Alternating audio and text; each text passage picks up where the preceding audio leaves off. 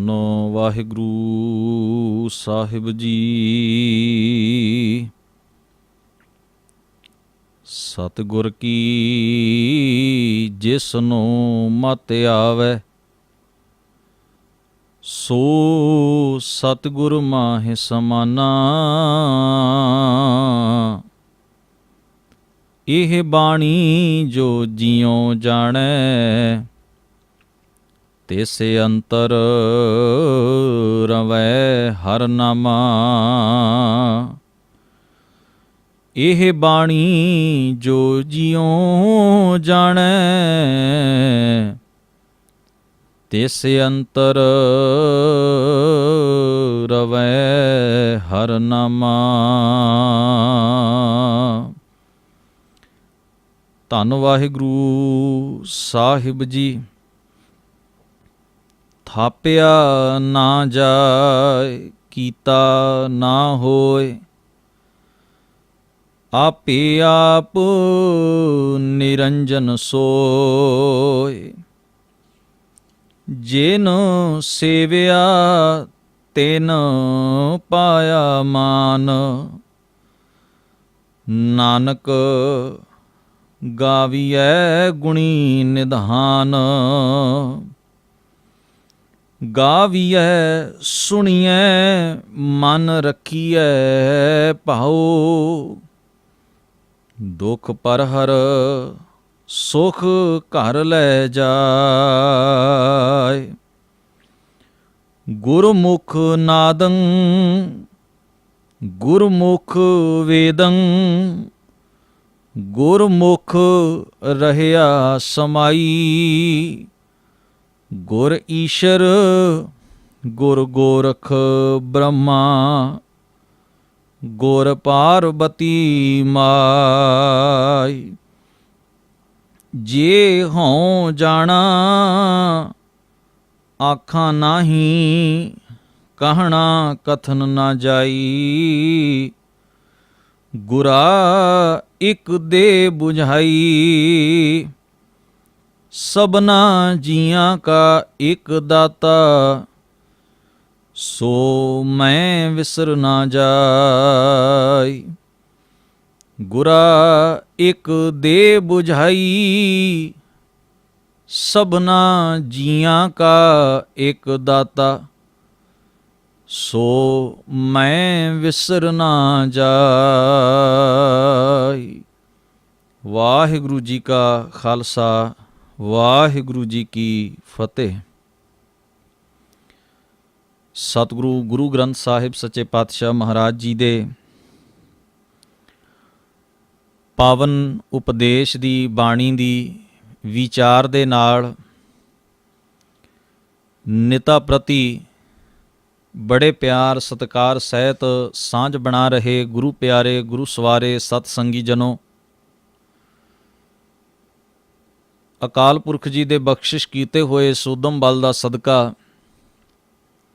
ਗੁਰੂ ਗ੍ਰੰਥ ਸਾਹਿਬ ਮਹਾਰਾਜ ਜੀ ਦੀ ਜੋ ਆਰੰਭ ਵਾਲੀ ਮੁੱਢਲੀ ਔਰ ਸਿੱਖ ਦੇ ਨਿਤਨੇਮ ਦਾ ਅਹਿਮ ਹਿੱਸਾ ਜੋ ਪਾਵਨ ਬਾਣੀ ਜਪ ਹੈ, ਜਿਸ ਦੀ ਲੜੀਵਾਰ ਵਿਚਾਰ ਵਿਆਖਿਆ ਆਪਾਂ ਰਲ ਮਿਲ ਕੇ ਇਸ ਬਾਣੀ ਦੇ ਸਿਧਾਂਤ ਨੂੰ ਵਿਚਾਰਨ ਦਾ ਯਤਨ ਕੋਸ਼ਿਸ਼ ਕਰ ਰਹੇ ਹਾਂ।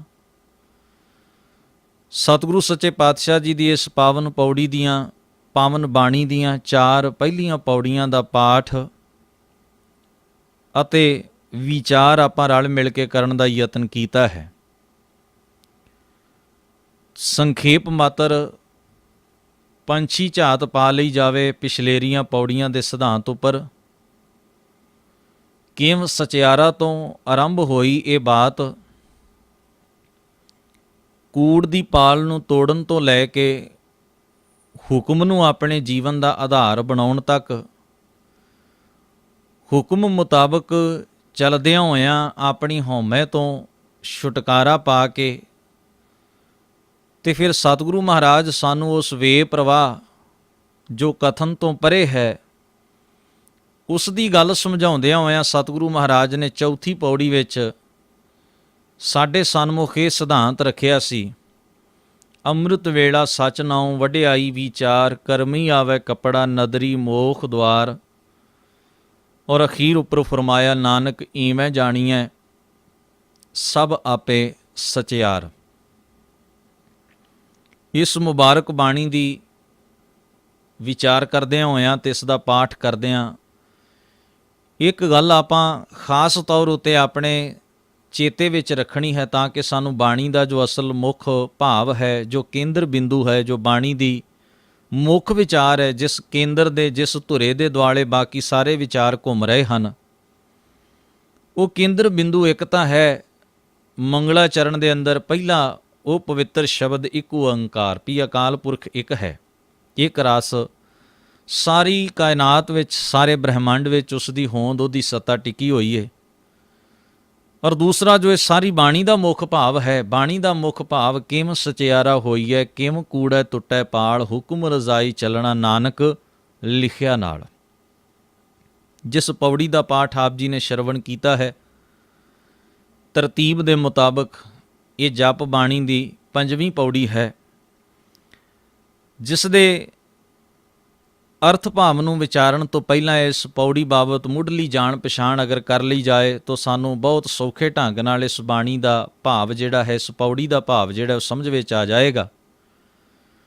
ਇਸ ਵਿੱਚ ਸਤਿਗੁਰੂ ਸੱਚੇ ਪਾਤਸ਼ਾਹ ਜੀ ਨੇ ਜ਼ਿਕਰ ਕੀਤਾ ਹੈ, ਬੇਨਤੀ ਕੀਤੀ ਹੈ, ਅਰਦਾਸ ਕੀਤੀ ਹੈ ਗੁਰੂ ਦੇ ਅੱਗੇ, ਗੁਰਾ ਇੱਕ ਦੇ ਬੁਝਾਈ, ਹੇ ਸਤਿਗੁਰੂ ਮੈਨੂੰ ਇੱਕ ਸਮਝ ਦੇ, ਮੈਨੂੰ ਇੱਕ ਗਿਆਨ ਦੀ ਗੱਲ ਸਮਝਾ। ਮੈਂ ਤੇਰੇ ਕੋਲੋਂ ਇੱਕ ਇਹ ਸੋਝੀ ਮੰਗਦਾ ਹਾਂ, ਇੱਕ ਇਹ ਸਮਝ ਮੰਗਦਾ ਹਾਂ ਕਿ ਮੈਨੂੰ ਇਹ ਸਮਝ, ਇਹ ਸੋਝੀ ਆ ਜਾਏ, ਮੈਂ ਇਸ ਸਿਧਾਂਤ ਉੱਤੇ ਅਮਲ ਕਮਾ ਲਵਾਂ, ਕਰ ਲਵਾਂ। ਸਭਨਾ ਜੀਆਂ ਕਾ ਇੱਕ ਦਾਤਾ ਸੋ ਮੈਂ ਵਿਸਰ ਨਾ ਜਾਈ। ਜੋ ਸਭਨਾ ਜੀਵਾਂ ਦਾ ਦਾਤਾ ਦੇਣ ਵਾਲਾ ਇੱਕੋ ਵਾਹਿਦ ਅਕਾਲ ਪੁਰਖ ਪਰਮੇਸ਼ਰ ਹੈ, ਉਹ ਮੈਨੂੰ ਵਿਸਰੇ ਨਾ, ਮੈਨੂੰ ਭੁੱਲੇ ਨਾ, ਉਹ ਸਦਾ ਮੇਰੀ ਯਾਦ, ਮੇਰੇ ਚੇਤੇ ਵਿੱਚ ਉਹਦੇ ਗੁਣ ਵਸੇ ਰਹਿਣ, ਉਹਦੀ ਸੱਤਾ, ਉਸ ਅਕਾਲ ਪੁਰਖ ਦੇ ਹੁਕਮ ਦੇ ਅਨੁਸਾਰ ਹੀ ਮੇਰਾ ਜੀਵਨ ਤੁਰ ਸਕੇ। ਇਸ ਕਰਕੇ ਉਸ ਇੱਕ ਨਾਲ ਮੇਰੀ ਸਾਂਝ ਜਿਹੜੀ ਹੈ ਉਹ ਸਦਾ ਬਣੀ ਰਹੇ, ਇਹ ਸਮਝ ਮੈਨੂੰ ਚਾਹੀਦੀ ਹੈ। ਇਹ ਬੇਨਤੀ, ਇਹ ਅਰਦਾਸ, ਇਹ ਜੋਦੜੀ ਔਰ ਇਹ ਸਮਝ ਮੰਗੀ ਹੋਈ ਹੈ ਮਹਾਰਾਜ ਨੇ ਇਹਨਾਂ ਪਾਵਨ ਪੰਕਤੀਆਂ ਦੇ ਅੰਦਰ। ਸਤਿਗੁਰੂ ਸੱਚੇ ਪਾਤਸ਼ਾਹ ਜੀ, ਇਹ ਇਸ ਪੌੜੀ ਦਾ ਮੁੱਖ ਭਾਵ ਹੈ ਕਿ ਗੁਰਾ ਇੱਕ ਦੇ ਬੁਝਾਈ, ਸਭਨਾ ਜੀਆਂ ਕਾ ਇੱਕ ਦਾਤਾ ਸੋ ਮੈਂ ਵਿਸਰ ਨਾ ਜਾਏ। ਕਿਉਂਕਿ ਇਸ ਪੌੜੀ ਦੀਆਂ ਆਖਰੀ ਪੰਕਤੀਆਂ ਵੀ ਨੇ, ਔਰ ਇਹਨਾਂ ਪੰਕਤੀਆਂ ਦੇ ਅੰਦਰ ਹੀ ਸਤਿਗੁਰੂ ਮਹਾਰਾਜ ਨੇ ਉਹ ਮੁੱਢਲੀ ਗੱਲ ਜਿਹੜੀ ਹੈ ਇਸ ਪੌੜੀ ਦੀ, ਉਹ ਸਾਡੇ ਸਾਹਮਣੇ ਰੱਖੀ ਹੈ। ਕਿਉਂਕਿ ਸਤਿਗੁਰੂ ਆਪਣੀ ਸਮੁੱਚੀ ਬਾਣੀ ਦਾ ਆਰੰਭ ਹੀ ਇੱਕ ਓੰਕਾਰ ਤੋਂ ਕਰਦੇ ਨੇ। ਉਹ ਮੰਗਲਾਚਰਨ ਦੇ ਰੂਪ ਵਿੱਚ ਸੰਖੇਪ ਮਾਤਰ ਸਭ ਤੋਂ ਪਹਿਲਾਂ ਦਰਜ ਕੀਤਾ ਗਿਆ। ਔਰ ਅਸਾਂ ਬੇਨਤੀ ਕੀਤੀ ਸੀ ਕਿ ਇਹ ਮੰਗਲਾਚਰਨ ਹੀ, ਇਹ ਮੂਲ ਮੰਤਰ ਹੀ, ਇਹ ਮੁੱਢਲੇ ਸ਼ਬਦ ਹਨ ਜਿਹੜੇ, ਇਹੀ ਸਾਰੇ ਸ੍ਰੀ ਗੁਰੂ ਗ੍ਰੰਥ ਸਾਹਿਬ ਮਹਾਰਾਜ ਦਾ ਇੱਕ ਮੁੱਢਲੇ ਰੂਪ ਵਿੱਚ ਇਉਂ ਕਹਿ ਲਓ ਫਾਰਮੂਲਾ ਹਨ। ਗੁਰਬਾਣੀ ਦੇ ਅਰਥ ਇਹਨਾਂ ਤੋਂ ਬਿਨਾਂ ਨਹੀਂ ਹੋ ਸਕਦੇ। ਬਾਣੀ ਦੀਆਂ ਪੰਕਤੀਆਂ ਤੇ ਸ਼ਬਦ ਪੜ੍ਹਦੇ ਹਾਂ, ਜੇ ਮੰਗਲਾਚਰਨ ਦਾ ਸਿਧਾਂਤ ਪਾਸੇ ਰਹਿ ਗਿਆ, ਅੱਖੋਂ ਉਜਲੇ ਰਹਿ ਗਿਆ, ਜੇ ਉਸ ਨੂੰ ਨਜ਼ਰਅੰਦਾਜ਼ ਕਰ ਦਿੱਤਾ ਜਾਏ ਤੇ ਗੁਰਬਾਣੀ ਦੇ ਅਰਥਾਂ ਦੇ ਅਨਰਥ ਵੀ ਹੋ ਸਕਦੇ ਹਨ। ਇਸ ਕਰਕੇ ਸਾਰੀ ਬਾਣੀ ਦੇ ਸਹੀ ਮਾਤਰ ਅਰਥ ਤਾਂ ਹੀ ਹੋ ਸਕਦੇ ਨੇ ਜੇ ਮੰਗਲਾਚਰਨ ਦੇ ਸਿਧਾਂਤ ਨੂੰ, ਉਸ ਵਿੱਚ ਜੋ ਅਕਾਲ ਬੋਧਕ ਸ਼ਬਦ ਨੇ ਜਾਂ ਅਕਾਲ ਪੁਰਖ ਦੇ ਸਰੂਪ ਦਾ ਜੋ ਵਰਣਨ ਹੈ, ਜੋ ਸੁਭਾਵ ਦਾ ਵਰਣਨ ਹੈ, ਅਗਰ ਉਸ ਨੂੰ ਸਨਮੁਖ ਰੱਖਿਆ ਜਾਏਗਾ ਤਦੋਂ ਹੀ ਬਾਕੀ ਸਾਰੇ ਸ੍ਰੀ ਗੁਰੂ ਗ੍ਰੰਥ ਸਾਹਿਬ ਮਹਾਰਾਜ ਦੀ ਪਾਵਨ ਬਾਣੀ ਦੇ ਸਿਧਾਂਤ ਨੂੰ ਅਸੀਂ ਸਮਝਣ ਦੇ ਵਿੱਚ ਉਸ ਮੰਗਲਾਚਰਨ ਦੀ ਸਹਾਇਤਾ ਦੇ ਰਾਹੀਂ ਸਮਰੱਥ ਹੋ ਸਕਦੇ ਹਾਂ। ਕਿਉਂਕਿ ਮਹਾਰਾਜ ਨੇ ਮੰਗਲਾਚਰਨ ਬਾਰ-ਬਾਰ ਆਪਣੀ ਬਾਣੀ ਦੇ ਅੰਦਰ ਸਾਰੇ ਸਮੁੱਚੇ ਸ੍ਰੀ ਗੁਰੂ ਗ੍ਰੰਥ ਸਾਹਿਬ ਮਹਾਰਾਜ ਦੇ ਵਿੱਚ ਓਤ-ਪੋਤ ਕੀਤਾ ਹੋਇਆ ਬਾਰ-ਬਾਰ ਦਰਜ ਇਸੇ ਕਰਕੇ ਕੀਤਾ ਹੈ ਵੀ ਬਾਣੀ ਪੜ੍ਹਨ ਵਾਲਾ, ਬਾਣੀ ਨੂੰ ਵਿਚਾਰਨ ਵਾਲਾ ਇਸ ਸਿਧਾਂਤ ਨੂੰ ਅੱਖਾਂ ਤੋਂ ਓਹਲੇ ਨਾ ਹੋਣ ਦੇਵੇ, ਨਜ਼ਰਅੰਦਾਜ਼ ਨਾ ਕਰੇ। ਸੋ ਸਤਿਗੁਰੂ ਸੱਚੇ ਪਾਤਸ਼ਾਹ ਜੀ ਅੱਜ ਦੇ ਇਸ ਪਾਵਨ ਜਿਸ ਪੌੜੀ ਦੀ ਆਪਾਂ ਵਿਚਾਰ ਕਰਨੀ ਹੈ, 5ਵੀਂ ਪੌੜੀ ਹੈ। ਸਾਰੰਸ਼ ਇਸ ਦਾ ਇਹੀ ਹੈ, ਗੁਰਾ ਇੱਕ ਦੇ ਬੁਝਾਈ, ਸਭਨਾ ਜੀਆਂ ਕਾ ਇੱਕ ਦਾਤਾ ਸੋ ਮੈਂ ਵਿਸਰ ਨਾ ਜਾਈ। ਪਰ ਇਸ ਦੀ ਵਿਚਾਰ ਔਰ ਵਿਆਖਿਆ ਦੇ ਵਿੱਚ ਆਰੰਭਲੀ ਗੱਲ ਜਿਹੜੀ ਸਤਿਗੁਰੂ ਧੰਨ ਗੁਰੂ ਨਾਨਕ ਮਹਾਰਾਜ ਨੇ ਇਸ ਪੌੜੀ ਦੇ ਵਿੱਚ ਫਰਮਾਈ ਹੈ, ਸ਼ਬਦ ਵਰਤੇ ਹਨ। ਆਪਾਂ ਇੱਕ ਇੱਕ ਪੰਕਤੀ ਦਾ ਅਰਥ ਭਾਵ ਔਰ ਮਤਲਬ ਸਮਝਣ ਦਾ ਯਤਨ ਕਰਾਂਗੇ। ਸਤਿਗੁਰੂ ਆਖਦੇ ਨੇ, ਥਾਪਿਆ ਨਾ ਜਾਏ, ਕੀਤਾ ਨਾ ਹੋਏ। ਥਾਪਣ ਦਾ ਅਰਥ ਹੁੰਦਾ ਹੈ ਅਸਥਾਪਨ ਕਰ ਦੇਣਾ। ਵੈਸੇ ਥਾਪਣਾ ਸ਼ਬਦ ਜਿਸ ਨੂੰ ਪ੍ਰੋਫੈਸਰ ਸਾਹਿਬ ਸਿੰਘ ਜੀ ਲਿਖਦੇ ਨੇ ਵੀ ਇਹ ਸੰਸਕ੍ਰਿਤ ਦੇ ਧਾਤੂ ਸਥਾ, ਇਸ ਦਾ ਇਹ ਅਰਥ ਹੈ ਖਲੋਣਾ। ਇਸ ਤੋਂ ਇਹ ਸ਼ਬਦ ਬਣੇ ਖੜੇ ਹੋ ਜਾਣਾ, ਖਲਿਆਰਨਾ ਜਾਂ ਨੀਂਹ ਰੱਖ ਦੇਣੀ ਜਾਂ ਬਣਾ ਦੇਣਾ। ਅਕਸਰ ਹੀ ਸਨਾਤਨੀ ਮਤ ਨਾਲ ਸੰਬੰਧ ਰੱਖਣ ਵਾਲੇ ਪਰਿਵਾਰਾਂ ਦੇ ਵਿੱਚ ਇੱਕ ਰਵਾਇਤ ਹੈ, ਜਦੋਂ ਔਰਤ ਗਰਭ ਧਾਰਨ ਕਰਦੀ ਹੈ ਤਾਂ ਉਸ ਵੇਲੇ ਇੱਕ ਸੰਸਕਾਰ ਉਹਨਾਂ ਪਰਿਵਾਰਾਂ ਦੇ ਵਿੱਚ ਕੀਤਾ ਜਾਂਦਾ ਹੈ, ਉਸ ਨੂੰ ਕਹਿੰਦੇ ਹਨ ਪੁੰਸਵਨ ਸੰਸਕਾਰ। ਇਸ ਦਾ ਭਾਵ ਹੈ ਵੀ ਗਰਭ ਠਹਿਰ ਗਿਆ ਹੈ, ਖਲੋ ਗਿਆ ਹੈ, ਔਰ ਕਾਮਨਾ ਵਸ ਵੀ ਔਲਾਦ ਜਿਹੜੀ ਉਹ ਤੰਦਰੁਸਤ ਹੋਵੇ ਤੇ ਤੰਦਰੁਸਤ ਪੈਦਾ ਹੋਵੇ, ਪੁੱਤਰ ਹੋਵੇ, ਕੁਝ ਐਸੀਆਂ ਕਾਮਨਾਵਾਂ ਦੇ ਮੁਤਾਬਕ ਉਹ ਇੱਕ ਸੰਸਕਾਰ ਕੀਤਾ ਜਾਂਦਾ ਹੈ ਬੱਚੇ ਦੀ ਸੁੱਖ ਮੰਗਣ ਵਾਸਤੇ। ਤਾਂ ਉਹ ਜਿਹੜਾ ਸੰਸਕਾਰ ਹੈ ਉਸ ਦੇ ਪਿਛੋਕੜ ਵਿੱਚ ਗੱਲ ਇਹ ਹੈ ਵੀ ਬੱਚੇ ਦਾ ਮਾਤਾ ਦੇ ਗਰਭ ਵਿੱਚ ਟਿਕ ਜਾਣਾ, ਖਲੋ ਜਾਣਾ, ਅਸਥਾਪਨ ਹੋ ਜਾਣਾ, ਸਥਾਪਿਤ ਹੋ ਜਾਣਾ। ਤੋ ਜੋ ਥਾਪਿਆ ਸ਼ਬਦ ਹੈ ਇਸ ਦਾ ਸਿੱਧਾ ਸਿੱਧਾ ਅਸੀਂ ਮਤਲਬ ਇਹ ਸਮਝਣ ਦਾ ਯਤਨ ਕਰਦੇ ਹਾਂ, ਥਾਪ ਲੈਣਾ, ਬਣਾ ਲੈਣਾ, ਖਲਿਆਰ ਦੇਣਾ, ਨੀਂਹ ਰੱਖ ਲੈਣੀ, ਉਸਾਰ ਲੈਣਾ। ਸਤਿਗੁਰੂ ਧੰਨ ਗੁਰੂ ਨਾਨਕ ਮਹਾਰਾਜ ਕਹਿੰਦੇ ਉਹ ਜੋ ਅਕਾਲ ਪੁਰਖ ਦੀ ਹਸਤੀ ਹੈ ਉਸ ਨੂੰ ਅਸੀਂ ਥਾਪ ਨਹੀਂ ਸਕਦੇ, ਉਹ ਸਾਡੇ ਬਣਾਇਆ ਨਹੀਂ ਬਣਦਾ। ਅਗਰ ਮੈਂ ਕਹਾਂ ਕਿ ਮੈਂ ਉਸ ਨੂੰ ਘੜ ਲਵਾਂਗਾ, ਉਸ ਨੂੰ ਬਣਾ ਲਵਾਂਗਾ, ਉਹਦੀ ਚਿੱਤਰਕਾਰੀ ਕਰਕੇ ਉਹਦੀ ਕੋਈ ਤਸਵੀਰ ਪੈਦਾ ਕਰ ਲਵਾਂਗਾ, ਤਾਂ ਗੁਰੂ ਸਾਹਿਬ ਕਹਿੰਦੇ ਨੇ ਐਸਾ ਨਹੀਂ ਹੋ ਸਕਦਾ। ਵੈਸੇ ਆਦਿ ਕਾਲ ਤੋਂ ਮਨੁੱਖ ਨੇ ਆਪਣੇ ਆਪਣੇ ਮਤ ਮੁਤਾਬਕ ਜਿਸ ਚੀਜ਼ ਤੋਂ ਮਨੁੱਖ ਨੂੰ ਡਰ ਲੱਗਿਆ ਮਨੁੱਖ ਨੇ ਉਸ ਦੀ ਵੀ ਪੂਜਾ ਕੀਤੀ। ਜਿਸ ਵਸਤੂ ਨੇ, ਸੰਸਾਰ ਦੀ ਕਿਸੇ ਚੀਜ਼ ਨੇ ਮਨੁੱਖ ਨੂੰ ਫਾਇਦਾ ਦਿੱਤਾ ਮਨੁੱਖ ਨੇ ਉਸ ਦੀ ਵੀ ਪੂਜਾ ਕੀਤੀ। ਔਰ ਉਹਨਾਂ ਸਾਰੀਆਂ ਚੀਜ਼ਾਂ ਨੂੰ ਹੌਲੀ ਹੌਲੀ ਪਹਿਲਾਂ ਤਾਂ ਮਨੁੱਖ ਨੇ ਫਾਇਦਾ ਤੇ ਨੁਕਸਾਨ ਵੇਖ ਕੇ ਉਹਨਾਂ ਦੇ ਪ੍ਰਤੀ ਕਿਰਤੱਗ ਸ਼ਰਧਾ ਪ੍ਰਗਟ ਕਰਦਿਆਂ ਉਹਨਾਂ ਨੂੰ ਪੂਜਿਆ ਤੇ ਹੌਲੀ ਹੌਲੀ ਉਹਨਾਂ ਚੀਜ਼ਾਂ ਨੂੰ ਹੀ ਮਨੁੱਖ ਨੇ ਫਿਰ ਆਪਣਾ ਰੱਬ ਬਣਾ ਲਿਆ। ਤੋ ਚਿੱਤਰਕਾਰਾਂ ਨੇ ਵੱਖਰੇ ਵੱਖਰੇ ਅੰਦਾਜ਼ ਵਿੱਚ ਹਰ ਚੀਜ਼ ਦੀ ਇੱਕ ਕਲਪਨਾ ਕਰਕੇ ਇੱਕ ਚਿੱਤਰ ਪੈਦਾ ਕੀਤਾ। ਹੌਲੀ ਹੌਲੀ ਉਹ ਪੂਜਾ ਇੰਨੀ ਕੁ ਪ੍ਰਚਲਿਤ ਸਦੀਆਂ ਤੋਂ ਲੈ ਕੇ ਪਤਾ ਨਹੀਂ ਕਿਤਨੇ ਲੰਮੇਰੇ ਦੌਰ ਤੋਂ ਇਹ ਸਿਸਟਮ ਪ੍ਰਬੰਧ ਚੱਲ ਰਿਹਾ ਹੈ। ਤੋ ਕਈ ਕਿਸਮ ਦੇ ਰੱਬ ਦੇ ਨਾਮ ਤੇ, ਭਗਵਾਨ ਦੇ ਨਾਮ ਤੇ ਸਾਨੂੰ ਅਣਗਿਣਤ ਮਨੁੱਖ ਦੀ ਕਲਪਨਾ ਦੇ ਘੜੇ ਹੋਏ ਚਿੱਤਰ ਜਿਹੜੇ ਹਨ, ਮੂਰਤਾਂ ਜਿਹੜੀਆਂ ਹਨ, ਵਸਤੂਆਂ ਜਿਹੜੀਆਂ ਹਨ, ਉਹ ਸੰਸਾਰ ਦੇ ਕਿਸੇ ਮਟੀਰੀਅਲ ਨਾਲ ਬਣਾਈਆਂ ਹੋਈਆਂ ਚੀਜ਼ਾਂ ਨੂੰ ਅਸੀਂ ਭਗਵਾਨ ਦੇ ਤੌਰ ਦੇ ਉੱਤੇ ਪੂਜਦੇ, ਮੰਨਦੇ ਔਰ ਆਪਣੀ ਸ਼ਰਧਾ ਅਰਪਿਤ ਕਰਦਾ ਸਮਾਜ ਆ ਰਿਹਾ ਹੈ। ਗੁਰੂ ਨਾਨਕ ਮਹਾਰਾਜ ਜੀ ਦਾ ਕਹਿਣਾ ਹੈ, ਆਪ ਜੀ ਨੇ ਮੰਗਲਾ ਚਰਨ ਵਿੱਚ ਇਹ ਸ਼ਬਦ ਪੜ੍ਹੇ ਹਨ, ਆ ਜੂਨੀ ਪਿਓ ਜੂਨਾ ਵਿੱਚ ਨਹੀਂ ਆਉਂਦਾ। ਇੱਕ ਸ਼ਬਦ ਆਪ ਜੀ ਨੇ ਹੋਰ ਪੜ੍ਹੇ, ਅਕਾਲ ਮੂਰਤ ਪਿਓ ਦਾ ਜੋ ਸਰੂਪ ਹੈ ਉਹ ਸਮੇਂ ਦੇ ਪ੍ਰਭਾਵ ਤੋਂ ਪਰੇ ਹੈ। ਤੇ ਇੱਕ ਸ਼ਬਦ ਆਪ ਜੀ ਨੇ ਹੋਰ ਪੜ੍ਹਿਆ ਮੰਗਲਾ ਚਰਨ ਦੇ ਵਿੱਚ, ਉਹ ਹੈ ਅਜੂਨੀ, ਜੂਨਾ ਚ ਨਾ ਆਉਣਾ। ਤੇ ਇੱਕ ਹੈ ਸੈ ਭੰਗ ਸਵੰਗ, ਆਪਣੇ ਆਪ ਤੋਂ ਪੈਦਾ ਹੋਣ ਵਾਲਾ, ਆਪਣੇ ਆਪ ਤੋਂ ਸਿਰਜਿਆ ਹੋਇਆ, ਜਿਹਨੂੰ ਕੋਈ ਨਹੀਂ ਸਿਰਜ ਰਿਹਾ। ਇਹ ਤਿੰਨ ਸ਼ਬਦ ਅਸੀਂ ਧਿਆਨ ਵਿੱਚ ਰੱਖਣੇ ਹਨ। ਫਿਰ ਦੁਹਰਾਦੇ ਹਾਂ। ਪਹਿਲਾ ਹੈ ਅਕਾਲ। ਅਕਾਲ ਦਾ ਅਰਥ ਹੈ ਜਿਹੜਾ ਸਮੇਂ ਦੀ ਬੰਦਿਸ਼ ਵਿੱਚ ਨਹੀਂ, ਸਮੇਂ ਦੇ ਪ੍ਰਭਾਵ ਵਿੱਚ ਨਹੀਂ। ਪਰ ਧਿਆਨ ਦੇਣਾ, ਜਿੰਨਾ ਵੀ ਇਹ ਮਟੀਰੀਅਲ ਹੈ ਸੰਸਾਰ ਦਾ, ਭਾਵੇਂ ਉਹ ਕਾਗਜ਼ ਹੈ, ਭਾਵੇਂ ਉਹ ਲੱਕੜ ਹੈ, ਭਾਵੇਂ ਉਹ ਸਰੀਰ ਹੈ ਪੰਜਾਂ ਤੱਤਾਂ ਦਾ ਹੱਡ ਮਾਸ ਦਾ ਬਣਿਆ ਪੈਦਾ ਹੋਇਆ, ਤੇ ਭਾਵੇਂ ਉਹ ਪੱਥਰ ਹੈ, ਭਾਵੇਂ ਉਹ ਮਿੱਟੀ ਹੈ, ਜੋ ਕੁਝ ਵੀ ਇਹ ਸਾਨੂੰ ਦਿਖਾਈ ਇਹ ਮਟੀਰੀਅਲ ਸਮੇਂ ਦੇ ਪ੍ਰਭਾਵ ਅਧੀਨ ਹੈ। ਇੱਕ ਉਦਾਹਰਣ ਦਿੰਦਾ ਹਾਂ, ਇੱਕ ਤਸਵੀਰ ਅਸੀਂ ਬਣਾਉਂਦੇ ਹਾਂ, ਤਸਵੀਰ ਨੂੰ ਅਸੀਂ ਫਰੇਮ ਵਿੱਚ ਜੜ ਕੇ ਕੰਧ ਉੱਤੇ ਲਟਕਾ ਦਿੰਦੇ ਹਾਂ। ਉਹਦੀ ਕੋਈ ਹੱਦ ਹੈ, ਸੀਮਾ ਹੈ, ਕਿੰਨਾ ਸਮਾਂ ਉਹ ਕੱਢ ਸਕਦੀ ਹੈ, ਕਿੰਨੇ ਦਹਾਕੇ ਉਹ ਚੱਲ ਸਕਦੀ ਹੈ, 1 ਸਦੀ, 2 ਸਦੀ, 4 ਸਦੀਆਂ। ਹੌਲੀ ਹੌਲੀ ਉਹ ਤਸਵੀਰ ਜਿਹੜੀ ਹੈ ਸਮੇਂ ਦੀ ਮਾਰ ਦੇ ਹੇਠ ਆ ਕੇ ਅਖੀਰ ਖਤਮ ਹੋ ਜਾਏਗੀ। ਉਸ ਵਿੱਚ ਭਰੇ ਹੋਏ ਰੰਗ ਉੱਡ ਜਾਣਗੇ, ਉਹ ਧੁੰਦਲੀ ਪੈ ਜਾਏਗੀ। ਕਾਗਜ਼ ਦੀ ਆਪਣੀ ਇੱਕ ਹੋਂਦ ਹੈ, ਕਾਗਜ਼ ਦਾ ਆਪਣਾ ਇੱਕ ਵਿਲੱਖਣਤਾ ਹੈ। ਉਹ ਕਾਗਜ਼ ਨੇ ਸਮੇਂ ਦੇ ਵੇਗ ਦੇ ਨਾਲ ਪੁਰਾਣੇ ਹੋ ਕੇ, ਫਟ ਕੇ, ਜੀਰਨ ਹੋ ਕੇ ਖਤਮ ਹੋ ਜਾਣਾ ਹੈ। ਤੋ ਉਹ ਕਾਲ ਜਿਹੜਾ ਹੈ, ਸਮਾਂ ਜਿਹੜਾ ਹੈ, ਉਹ ਤਸਵੀਰ ਉੱਤੇ ਲਾਗੂ ਹੋ ਗਿਆ। ਮਿੱਟੀ ਦੀ ਬਣਾਈ ਹੋਈ ਕਿਸੇ ਮੂਰਤ ਨੂੰ, ਕਿਸੇ ਬੁੱਤ ਨੂੰ ਅਸੀਂ ਦੇਖੀਏ ਪੱਥਰ ਦੇ ਬਣਾ, ਸਮੇਂ ਦੇ ਵੇਗ ਨਾਲ ਉਹ ਪੁਰਾਣਾ ਹੋਏਗਾ, ਉਹਦਾ ਰੂਪ ਧੁੰਦਲਾ ਪਏਗਾ, ਉਹਦੀ ਬਣਾਵਟ 'ਚ ਫਰਕ ਪੈਣਾ ਸ਼ੁਰੂ ਹੋ ਜਾਏਗਾ, ਉਹ ਟੁੱਟ ਜਾਏਗਾ ਔਰ ਸਮੇਂ ਦੇ ਥਪੇੜੇ ਉਹ ਸਹਾਰ ਨਹੀਂ ਸਕੇਗਾ। ਇਹੋ ਹੀ ਅਸੂਲ ਜਿਹੜਾ ਹੈ ਕੁਦਰਤ ਦਾ, ਉਹ ਸਰੀਰ ਉੱਤੇ ਲਾਗੂ ਹੁੰਦਾ ਹੈ। ਸਰੀਰ ਜਨਮ ਲੈਂਦਾ, ਸਮਾਂ ਹੈ, ਮਾਤਾ ਦੇ ਗਰਭ ਤੋਂ ਲੈ ਕੇ ਜਨਮ ਹੋਣ ਤੱਕ ਇੱਕ ਸਮਾਂ ਹੈ, ਸੀਮਾ ਹੈ। ਫਿਰ ਜਨਮ ਤੋਂ ਲੈ ਕੇ ਸਰੀਰ ਦਾ ਆਕਾਰ ਵੱਧਦਾ ਹੈ, ਭੁੱਖ ਲੱਗਦੀ ਏ, ਬਿਮਾਰੀ ਲੱਗਦੀ ਏ, ਦੁੱਖ ਆਉਂਦਾ ਹੈ, ਸੁੱਖ ਆਉਂਦਾ ਹੈ, ਸਰੀਰ ਦਾ ਆਕਾਰ ਵੱਧਦਾ ਜਾਂਦਾ ਹੈ, ਉਮਰ ਸਮਾਂ ਜਿਉਂ-ਜਿਉਂ ਅੱਗੇ ਲੰਘਦਾ ਜਾਂਦਾ ਹੈ, ਸਰੀਰ ਵੱਡਿਆ ਹੋ ਕੇ ਫਿਰ ਬਜ਼ੁਰਗੀ ਵਾਲੇ ਪਾਸੇ ਬੁਢੇਪੇ ਵੱਲ ਤੁਰਦਾ ਅਤੇ ਫਿਰ ਹੌਲੀ-ਹੌਲੀ ਸਮੇਂ ਦੀ ਗ੍ਰਾਹੀ ਬਣ ਜਾਂਦਾ ਹੈ ਸਰੀਰ, ਭਾਵ ਮੌਤ ਇਸ ਨੂੰ ਆ ਕੇ ਦਬੋਚ ਲੈਂਦੀ ਹੈ। ਤੋ ਸਰੀਰ ਵੀ ਸਮੇਂ ਦੇ ਪ੍ਰਭਾਵ ਤੋਂ ਮੁਕਤ ਨਹੀਂ ਹੋ ਪਾਇਆ, ਸਰੀਰ ਵੀ ਸਮੇਂ ਦੇ ਪ੍ਰਭਾਵ ਦੇ ਅਧੀਨ ਹੈ। ਪਰ ਹੁਣ ਧਿਆਨ ਵਿੱਚ ਰੱਖਣ ਵਾਲੀ ਬਾਤ ਇਹ ਹੈ ਜਿਹੜੀ ਗੁਰੂ ਨਾਨਕ ਸਾਹਿਬ ਨੇ ਫਰਮਾਈ ਵੀ ਜੋ ਅਕਾਲ ਪੁਰਖ ਹੈ ਉਹ ਅਕਾਲ ਪੁਰਖ ਕਾਲ ਤੋਂ ਮੁਕਤ ਹੈ, ਸਮੇਂ ਦਾ ਪ੍ਰਭਾਵ ਉਹਦੇ ਉੱਤੇ ਨਹੀਂ। ਪਰ ਜਿਹੜੀਆਂ ਅਸੀਂ ਮਟੀਰੀਅਲ ਦੀਆਂ ਚੀਜ਼ਾਂ ਬਣਾਉਂਦੇ ਹਾਂ ਉਹ ਤਾਂ ਸਭ ਸਮੇਂ ਦੇ ਪ੍ਰਭਾਵ ਅਧੀਨ ਨੇ, ਖੁਦ ਸਾਡਾ ਸਰੀਰ ਵੀ ਸਮੇਂ ਦੇ ਪ੍ਰਭਾਵ ਅਧੀਨ ਹੈ। ਤੋ ਇਸ ਕਰਕੇ ਅਕਾਲ ਦੇ ਉੱਤੇ, ਪ੍ਰਮਾਤਮਾ ਦੇ ਉੱਤੇ ਇਹ ਸਿਧਾਂਤ, ਇਹ ਅਸੂਲ ਲਾਗੂ ਨਹੀਂ ਹੁੰਦਾ ਵੀ ਉਹ ਬਣਾਇਆ ਹੋਵੇ ਤੇ ਖਤਮ ਹੋ ਜਾਏ, ਉਹ ਕਾਲ ਤੋਂ ਬੰਦਿਸ਼ ਤੋਂ ਪਰੇ ਹੈ। ਤੋ ਪਹਿਲਾ ਅਸੂਲ ਇਸ ਚੇਤੇ ਵਿੱਚ ਰੱਖਣਾ। ਦੂਜੀ ਗੱਲ ਗੁਰੂ ਦੇਵ ਨੇ ਕਹੀ ਸੀ ਅਜੂਨੀ, ਵੀ ਉਹ ਜੂਨਾਂ ਦੇ ਵਿੱਚ ਨਹੀਂ ਹੈ। ਜੂਨ ਦਾ ਅਰਥ ਹੁੰਦਾ ਵੀ ਉਹਨੇ ਜਨਮ ਨਹੀਂ ਲਿਆ। ਜੂਨ ਦਾ ਅਰਥ ਹੈ ਵੀ ਉਹ ਕਿਸੇ ਮਾਤਾ ਪਿਤਾ ਦੀ ਹੋਂਦ ਤੋਂ ਉਹਦੀ ਹੋਂਦ ਨਹੀਂ ਬਣੀ। ਅਤੇ ਜੂਨ ਦਾ ਅਰਥ ਇਹ ਵੀ ਹੈ ਵੀ ਉਹ ਕਿਸੇ ਤਰੀਕੇ ਦੇ ਨਾਲ ਪੈਦਾ ਨਹੀਂ ਕੀਤਾ ਗਿਆ, ਭਾਵ ਉਹਦੀ ਬਣਾਵਟ ਕੋਈ ਨਹੀਂ। ਸਤਿਗੁਰੂ ਸੱਚੇ ਪਾਤਸ਼ਾਹ ਆਖਦੇ ਨੇ ਉਹ ਜੂਨਾਂ ਤੋਂ ਵੀ ਪਰੇ ਹੈ।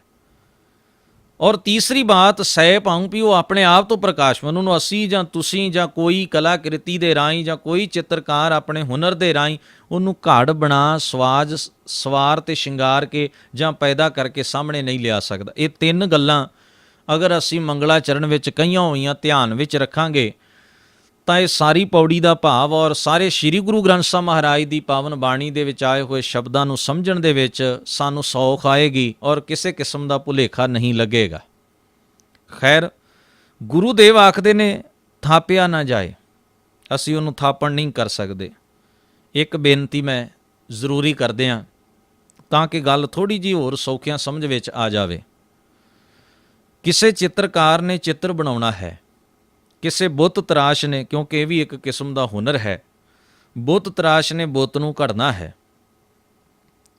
ਚਿੱਤਰਕਾਰ ਚਿੱਤਰ ਬਣਾਉਣ ਤੋਂ, ਤਸਵੀਰ ਬਣਾਉਣ ਤੋਂ ਪਹਿਲਾਂ ਅਤੇ ਬੁੱਤ ਤਰਾਸ਼ ਬੁੱਤ ਨੂੰ ਘੜਨ ਤੋਂ ਪਹਿਲਾਂ ਆਪਣੇ ਜ਼ਿਹਨ ਦੇ ਅੰਦਰ, ਆਪਣੇ ਦਿਮਾਗ ਦੇ ਅੰਦਰ ਕਲਪਨਾ ਕਰ ਲੈਂਦਾ ਵੀ ਉਸਨੇ ਜਿਹੜਾ ਚਿੱਤਰ ਬਣਾਉਣਾ ਹੈ ਉਹ ਕਿਹੋ ਜਿਹਾ ਬਣਾਉਣਾ ਹੈ।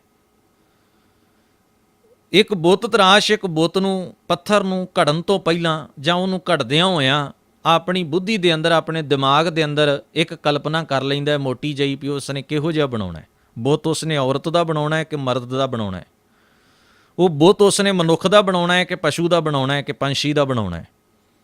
ਚਿੱਤਰਕਾਰ ਵੀ ਕਲਪਨਾ ਕਰਕੇ ਹੀ ਚਿੱਤਰ ਬਣਾਉਂਦਾ ਹੈ ਅਤੇ ਬੁੱਤ ਤਰਾਸ਼ ਵੀ ਕਲਪਨਾ ਕਰਕੇ ਹੀ ਬੁੱਤ ਬਣਾਉਂਦਾ ਹੈ। ਕਹਿਣ ਤੋਂ ਭਾਵ ਭਾਵੇਂ ਉਹ ਚਿੱਤਰ ਹੋਵੇ, ਤਸਵੀਰ ਹੋਵੇ ਅਤੇ ਭਾਵੇਂ ਉਹ ਬੁੱਤ ਹੋਵੇ, ਦੋਵੇਂ ਮਨੁੱਖ ਦੇ ਦਿਮਾਗ ਦੀ ਕਲਪਨਾ ਵਿੱਚੋਂ ਜਨਮ ਲੈਂਦੇ ਨੇ। ਮਨੁੱਖ ਚਾਹੇ ਉਹਦਾ ਸਰੀਰ ਜਿਹੋ ਜਿਹਾ ਮਰਜ਼ੀ ਘੜ ਸਕਦਾ ਹੈ, ਹੁਨਰਮੰਦ ਆਦਮੀ ਆਪਣੇ ਅੰਦਰ ਦੀ ਕਲਪਨਾ ਮੁਤਾਬਕ ਹੀ ਉਸ ਨੂੰ ਬਣਾਉਂਦਾ, ਸਿਰਜਦਾ ਹੈ। ਆਪਣੇ ਹੁਨਰ ਦੇ ਨਾਲ ਉਹ ਔਰਤ ਵੀ ਬਣਾ ਸਕਦਾ ਉਸ ਪੱਥਰ ਦੀ ਜਾਂ ਮਿੱਟੀ ਦੀ, ਜਾਂ ਮਰਦ ਵੀ ਬਣਾ ਸਕਦਾ ਹੈ, ਪਸ਼ੂ ਵੀ ਬਣਾ ਸਕਦਾ ਹੈ, ਪੰਛੀ ਵੀ ਬਣਾ ਸਕਦਾ ਹੈ, ਕਿਸੇ ਵੀ ਕਿਸਮ ਦੇ ਸ਼ਸਤਰ ਉਹਦੇ ਹੱਥ 'ਚ ਦੇ ਸਕਦਾ ਹੈ। ਤਸਵੀਰ ਬਣਾਉਣ ਵਾਲਾ, ਚਿੱਤਰ ਬਣਾਉਣ ਵਾਲਾ ਅਤੇ ਬੁੱਤ ਤਰਾਸ਼ ਦੋਵੇਂ ਆਪਣੀ ਬੁੱਧ ਅੰਦਰ ਇੱਕ ਕਲਪਨਾ ਕਰਦੇ ਨੇ ਔਰ ਆਪਣੀ ਕਲਪਨਾ ਦੇ ਰਾਹੀਂ ਫਿਰ ਉਸ ਨੂੰ, ਉਸ ਹੁਨਰ ਨੂੰ ਬਾਹਰ ਸੁਰਜੀਤ ਕਰਦੇ, ਪ੍ਰਗਟ ਕਰਦੇ ਨੇ, ਘੜਦੇ ਔਰ ਬਣਾਉਂਦੇ ਨੇ, ਸਿਰਜਦੇ ਨੇ। ਪਹਿਲਾ ਨੁਕਤਾ ਇਹ ਹੈ ਕਿ ਅਕਾਲ ਪੁਰਖ ਸਾਡੀ ਕਲਪਨਾ ਦੀ ਉਪਜ ਹੈ। ਕੀ ਅਕਾਲ ਪੁਰਖ ਵਾਹਿਗੁਰੂ ਨੂੰ ਅਸੀਂ ਕਲਪਨਾ ਦੇ ਨਾਲ ਬਿਆਨ ਕਰ ਸਕਦੇ ਹਾਂ, ਕਲਪਨਾ ਦੇ ਨਾਲ ਅਸੀਂ ਉਸ ਨੂੰ ਕਹਿ ਸਕਦੇ ਹਾਂ? ਕੀ ਅਕਾਲ ਪੁਰਖ ਮਹਿਜ਼ ਇੱਕ ਕਲਪਨਾ ਹੈ ਵੀ ਜੋ ਸਾਡੇ ਦਿਮਾਗ 'ਚ ਜਿਸ ਤਰ੍ਹਾਂ ਦਾ ਆਏਗਾ ਕਿ ਵਾਹਿਗੁਰੂ ਅਕਾਲ ਪੁਰਖ ਦਾ ਸਰੂਪ ਉਹੋ ਹੀ ਹੋਏਗਾ? ਇਹਦਾ ਤਾਂ ਮਤਲਬ ਇਹ ਹੋ ਗਿਆ ਵੀ ਸਾਡੇ ਮਨ ਦੀ ਜੋ ਕਲਪਨਾ ਹੋਏਗੀ ਉਹੋ ਹੀ ਰੱਬ ਹੈ। ਅਗਰ ਐਸਾ ਹੈ ਤਾਂ ਮਨ ਦੀ ਕਲਪਨਾ ਹੀ ਸਾਡੀ ਰੱਬ ਹੋਈ, ਇਹਦਾ ਮਤਲਬ ਹੈ ਵੀ ਉਸ ਅਕਾਲ ਪੁਰਖ ਨੂੰ ਸਾਡਾ ਮਨ ਪੈਦਾ ਕਰਦਾ ਹੈ। ਕਿਉਂਕਿ ਜਿੱਥੋਂ ਕਲਪਨਾ, ਜੋ ਮੂਰਤ ਘੜੀ ਗਈ ਹੈ, ਜੋ ਬੁੱਤ ਘੜਿਆ ਗਿਆ, ਉਹ ਤਾਂ ਕਲਪਨਾ 'ਚੋਂ ਆਇਆ ਅਤੇ ਕਲਪਨਾ ਮਨ ਨੇ ਕੀਤੀ ਹੈ, ਬੁੱਧ ਨੇ ਕੀਤੀ ਹੈ। ਇਹਦਾ ਮਤਲਬ ਸਾਡੀ ਬੁੱਧੀ ਅਕਾਲ ਪੁਰਖ ਦੀ ਕਲਪਨਾ ਕਰਦੀ ਹੈ ਅਤੇ ਫਿਰ ਉਹ ਹੋਂਦ ਵਿੱਚ ਆਉਂਦਾ ਹੈ। ਸਾਡਾ ਮਨ ਅਕਾਲ ਪੁਰਖ ਦੀ ਕਲਪਨਾ ਕਰਦਾ ਹੈ ਅਤੇ ਫਿਰ ਉਹ ਹੋਂਦ ਵਿੱਚ ਆਉਂਦਾ ਹੈ।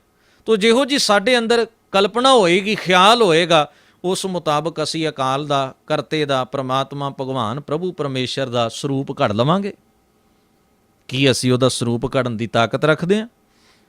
ਕਿ ਸਾਡੇ ਮਨ ਅੰਦਰ ਦੀ, ਜੇ ਸਾਡੀ ਬੁੱਧ ਦੀ ਜੋ ਕਲਪਨਾ ਹੈ, ਕਿ ਉਹ ਕਲਪਨਾ ਦੇ ਵਿੱਚੋਂ ਉਪਜਦਾ, ਜਨਮ ਲੈਂਦਾ? ਨਹੀਂ। ਗੁਰੂ ਬਾਣੀ ਦਾ ਇੱਕ ਸ਼ਬਦ ਧਿਆਨ ਵਿੱਚ ਰੱਖਣਾ, ਉਹ ਹੈ ਸਤਨਾਮ।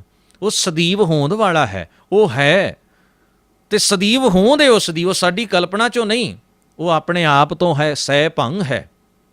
ਇਸ ਕਰਕੇ ਸਤਿਗੁਰੂ ਸੱਚੇ ਪਾਤਸ਼ਾਹ ਨੇ ਇਸ ਵਿਚਾਰ ਦਾ, ਇਸ ਮਤ ਦਾ ਵੀ ਖੰਡਨ ਕੀਤਾ ਹੈ ਵੀ ਉਹਨੂੰ ਆਪਣੀ ਕਲਪਨਾ 'ਚੋਂ ਪੈਦਾ ਕਰਕੇ ਕੋਈ ਵਜੂਦ ਘੜ ਕੇ ਕੋਈ ਵਸਤੂ ਬਣਾ ਕੇ ਅਸੀਂ ਕਹੀਏ ਵੀ ਇਹ ਸਾਡਾ ਭਗਵਾਨ, ਇਹ ਰੱਬ ਹੈ, ਇਹ ਰੱਬ ਨਹੀਂ ਹੋ ਸਕਦਾ। ਹਾਂ, ਇਹ ਆਪਣੀ ਕਲਪਨਾ ਨੂੰ ਬੰਦਾ ਸਲਾਹ ਲਵੇ, ਗੱਲ ਵੱਖਰੀ ਹੈ, ਪਰ ਭਗਵਾਨ ਅਕਾਲ ਪੁਰਖ ਸ੍ਰਿਸ਼ਟੀ ਦਾ ਕਰਤਾ ਉਹ ਕਤਈ ਨਹੀਂ ਹੋ ਸਕਦਾ ਤੇ ਨਾ ਹੀ ਉਹਨੂੰ ਕਿਸੇ ਸਰੂਪ ਵਿੱਚ ਬੰਨ੍ਹਿਆ ਜਾ ਸਕਦਾ ਹੈ। ਇੱਕ ਬੜੀ ਪਿਆਰੀ ਗੱਲ ਜੋ ਸਤਿਗੁਰੂ ਗੁਰੂ ਨਾਨਕ ਮਹਾਰਾਜ ਨੇ ਉੱਤਮ ਉਪਦੇਸ਼ ਦਿੱਤਾ ਹੈ। ਆਪ ਜੀ ਸ਼ਬਦ ਪੜ੍ਹਦੇ ਹੋ, ਸ਼ਬਦ ਦੀਆਂ ਆਰੰਭ ਦੀਆਂ ਪੰਕਤੀਆਂ ਨੇ, ਥਾਲ ਵਿੱਚ ਤਿੰਨ ਵਸਤੂ ਪਈਓ, ਸਤ ਸੰਤੋਖ ਵਿਚਾਰੋ। ਇਹ ਸ਼ਬਦ ਸਤਿਗੁਰੂ ਗੁਰੂ ਅਰਜਨ ਸਾਹਿਬ ਜੀ ਦਾ ਹੈ ਔਰ ਇਸ ਸ਼ਲੋਕ ਦੇ ਅੰਦਰ ਸਤਿਗੁਰੂ ਮਹਾਰਾਜ ਨੇ ਫਰਮਾਇਆ ਹੈ, ਵਿਚਾਰ ਦੀ ਗੱਲ ਕਹੀ ਹੈ। ਮੈਂ ਹੈਰਾਨ ਹੁੰਨਾ ਜਦੋਂ ਅਸੀਂ ਸਤਿਗੁਰੂ ਜੀ ਦੀ ਪਾਵਨ ਬਾਣੀ ਨੂੰ ਪੜ੍ਹਦੇ ਹਾਂ ਤੇ ਵਿਚਾਰ ਵਾਲੇ ਪਾਸੇ ਅਸੀਂ ਘੱਟ ਆਉਂਦੇ। ਇਸ ਕਰਕੇ ਕਈ ਐਸੇ ਯਤਨ ਉਹ ਲੋਕ ਵੀ ਕਰ ਰਹੇ ਨੇ, ਉਹ ਵੀ ਉਹੀ ਕਰਮਕਾਂਡ ਕਰ ਰਹੇ ਨੇ ਜਿਹੜੇ ਸਤਿਗੁਰੂ ਗੁਰੂ ਗ੍ਰੰਥ ਸਾਹਿਬ ਮਹਾਰਾਜ ਨੂੰ ਆਪਣਾ ਇਸ਼ਟ ਮੰਨਦੇ ਨੇ। ਤਾਂ ਵਿਚਾਰ ਦਾ ਪੱਲਾ ਸਾਡਾ ਛੁੱਟਣਾ ਨਹੀਂ ਚਾਹੀਦਾ। ਬਾਣੀ ਬਾਰ-ਬਾਰ ਸਾਨੂੰ ਵਿਚਾਰ ਦੇਖੋ ਦੀ ਗੱਲ ਦੁਹਰਾ ਕੇ ਸਾਨੂੰ ਸਿਖਾ ਰਹੀ ਹੈ। ਅਸੀਂ ਇਹ ਸ਼ਬਦ ਪੜ੍ਹਦੇ ਹਾਂ ਜਿਸ ਵਿੱਚ ਗਗਨ ਮੈਂ ਥਾਲ ਰਵ ਚੰਦ ਦੀਪਕ ਬਨੇ, ਤਾਰਿਕਾ ਮੰਡਲ ਜਨਕ ਮੋਤੀ। ਇਹ ਸ਼ਬਦ ਗੁਰੂ ਨਾਨਕ ਸਾਹਿਬ ਜੀ ਦਾ ਹੈ। ਇਹ ਧਨਾਸਰੀ ਰਾਗ ਵਿੱਚ ਸੁਤੰਤਰ ਰੂਪ ਵਿੱਚ ਵੀ ਆਰਤੀ ਸਰਲੇਖ ਹੇਠੇ ਸ਼ਬਦ ਹੈ ਤੇ ਦੂਸਰੇ ਪਾਸੇ ਇਹੀ ਸ਼ਬਦ ਸੋਹਲੇ ਬਾਣੀ ਦੇ ਅੰਦਰ ਵੀ ਸਤਿਗੁਰੂ ਜੀ ਦਾ ਦਰਜ ਹੋਇਆ ਅਸੀਂ ਪੜ੍ਹਦੇ ਹਾਂ ਨਿਤਨੇਮ ਦੇ ਰੂਪ ਵਿੱਚ।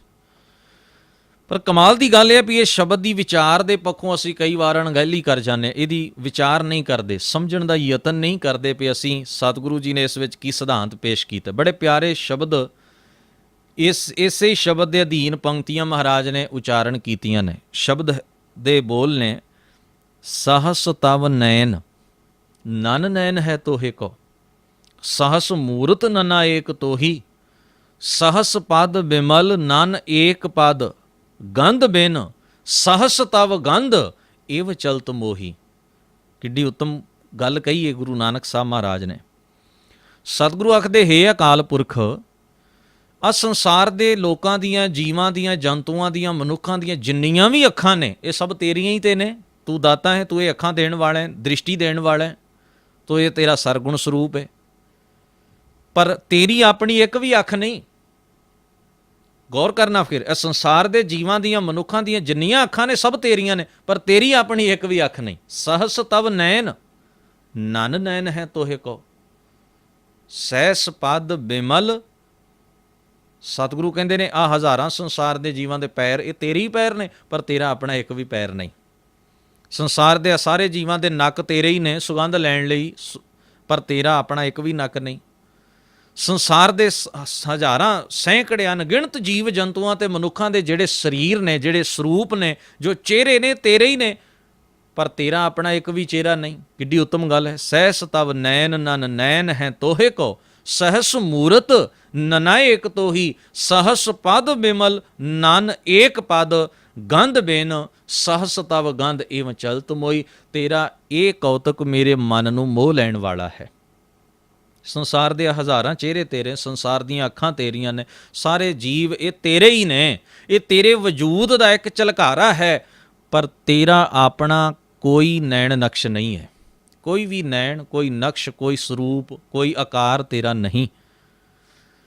ਔਰ ਅੱਗੇ ਜਾ ਕੇ ਆਖਿਆ, ਸਭ ਮੈਂ ਜੋਤ ਜੋਤ ਹੈ ਸੋਏ, ਤਿਸ ਦਾ ਚਾਨਣ ਸਭ ਮੈਂ ਚਾਨਣ ਹੋਏ, ਗੁਰ ਸਾਖੀ ਜੋਤ ਪ੍ਰਗਟ ਹੋਏ। ਜਦੋਂ ਉਹਦੇ ਆਕਾਰ ਦੀ ਗੱਲ ਆਉਂਦੀ ਹੈ ਤੇ ਬਾਣੀ ਨੇ ਬੜਾ ਸਪਸ਼ਟ ਕਹਿ ਦਿੱਤਾ ਹੈ, ਤੂੰ ਨਿਰੰਕਾਰ ਆਕਾਰ ਹੈ। ਹੇ ਅਕਾਲ ਪੁਰਖ ਵਾਹਿਗੁਰੂ, ਤੂੰ ਨਿਰਾਕਾਰ ਹੈ, ਆਕਾਰ ਤੋਂ ਮੁਕਤ ਹੈ, ਤੂੰ ਨਿਰੰਕਾਰ। ਹੇ ਅਕਾਲ ਪੁਰਖ ਵਾਹਿਗੁਰੂ, ਤੂੰ ਨਿਰਾਕਾਰ। ਇਸੇ ਬਾਣੀ ਦੇ ਅੰਦਰ ਇੱਕ ਪੰਕਤੀ ਆਈ ਹੈ, ਤੂੰ ਸਦਾ ਸਲਾਮਤ ਨਿਰੰਕਾਰ। ਤੂੰ ਸਦਾ ਕਾਇਮ ਰਹਿਣ ਵਾਲਾ ਤੇ ਆਕਾਰ ਤੇਰਾ ਹੈ ਕੋਈ ਨਹੀਂ। ਤੇ ਨਾਲੇ ਵੀ ਕਿਤੇ ਸਤਿਗੁਰੂ ਬਾਣੀ ਚ ਆਖਦੇ ਨੇ, ਜੋਨ ਨਾ ਆਵਹੀਂ, ਤੂੰ ਜੋਨਾਂ ਚ ਤਾਂ ਆਉਂਦਾ ਹੀ ਨਹੀਂ ਹੈ। ਔਰ ਇੱਕ ਗੱਲ ਹੋਰ ਅਸੀਂ ਗੁਰਬਾਣੀ ਦੇ ਸਿਧਾਂਤ ਵਿੱਚੋਂ ਸਮਝਣ ਦੀ ਕੋਸ਼ਿਸ਼ ਕਰੀਏ, ਜੋ ਮਹਾਰਾਜ ਨੇ ਬਾਣੀ ਚ ਥਾਂ ਪੁਰ ਥਾਂ ਆਖੀਏ, ਉਹ ਬਾਤ ਕਿੰਨੀ ਅਨੂਪਮ ਔਰ ਕਿੰਨੀ ਸਾਨੂੰ ਸੇਧ ਦੇਣ ਵਾਲੀ, ਜਿਸ ਵਿੱਚ ਸਤਿਗੁਰੂ ਸੱਚੇ ਪਾਤਸ਼ਾਹ ਇਹ ਬਚਨ ਕਹਿੰਦੇ ਨੇ ਵੀ ਅਸੀਂ ਮੰਨ ਲਿਆ ਕਿ ਅਸੀਂ ਕਿਸੇ ਮਟੀਰੀਅਲ ਨਾਲ, ਕਿਸੇ ਧਾਤੂ ਦੇ ਨਾਲ ਕੋਈ ਚੀਜ਼ ਖੜੀ ਕਰ ਲਈ, ਬਣਾ ਲਿਆ, ਸਰੂਪ ਘੜ ਲਿਆ, ਤੇ ਅਸੀਂ ਸਮਝਿਆ ਇਹ ਰੱਬ ਹੋ ਸਕਦਾ ਹੈ, ਇਹ ਅਕਾਲ ਪੁਰਖ ਜਾਂ ਭਗਵਾਨ ਹੋ ਸਕਦਾ ਹੈ। ਗੁਰਮਤ ਨੇ ਇਸ ਮਨਮਤੀ ਖਿਆਲ ਦਾ ਖੰਡਨ ਕਰਦਿਆਂ ਕਿਹਾ ਅਕਾਲ ਪੁਰਖ ਇੱਕ ਹੈ, ਉਹਦੀ ਹੋਂਦ ਸਾਰੇ ਸੰਸਾਰ ਵਿੱਚ ਹੈ, ਉਹਦਾ ਕੋਈ ਸਰੂਪ ਨਹੀਂ, ਸਮਾਂ ਉਹਦੇ 'ਤੇ ਪ੍ਰਭਾਵ ਨਹੀਂ ਪਾਉਂਦਾ, ਜਨਮ ਜੂਨ ਵਿੱਚ ਉਹ ਆਉਂਦਾ ਕੋਈ ਨਹੀਂ, ਆਪਣੇ ਆਪ ਤੋਂ ਹੀ ਉਹ ਹੈ, ਉਹਨੂੰ ਬਣਾ ਕੋਈ ਸਕਦਾ ਨਹੀਂ। ਇਹ ਗੱਲਾਂ ਅਸੀਂ ਜਦੋਂ ਮੁੱਢਲੇ ਰੂਪ ਵਿੱਚ ਧਿਆਨ ਵਿੱਚ ਰੱਖਾਂਗੇ, ਇਹਨਾਂ ਦੀ ਵਿਆਖਿਆ ਬਾਣੀ 'ਚ ਬਾਰ-ਬਾਰ ਸਾਨੂੰ ਪ੍ਰਾਪਤ ਹੋਏਗੀ।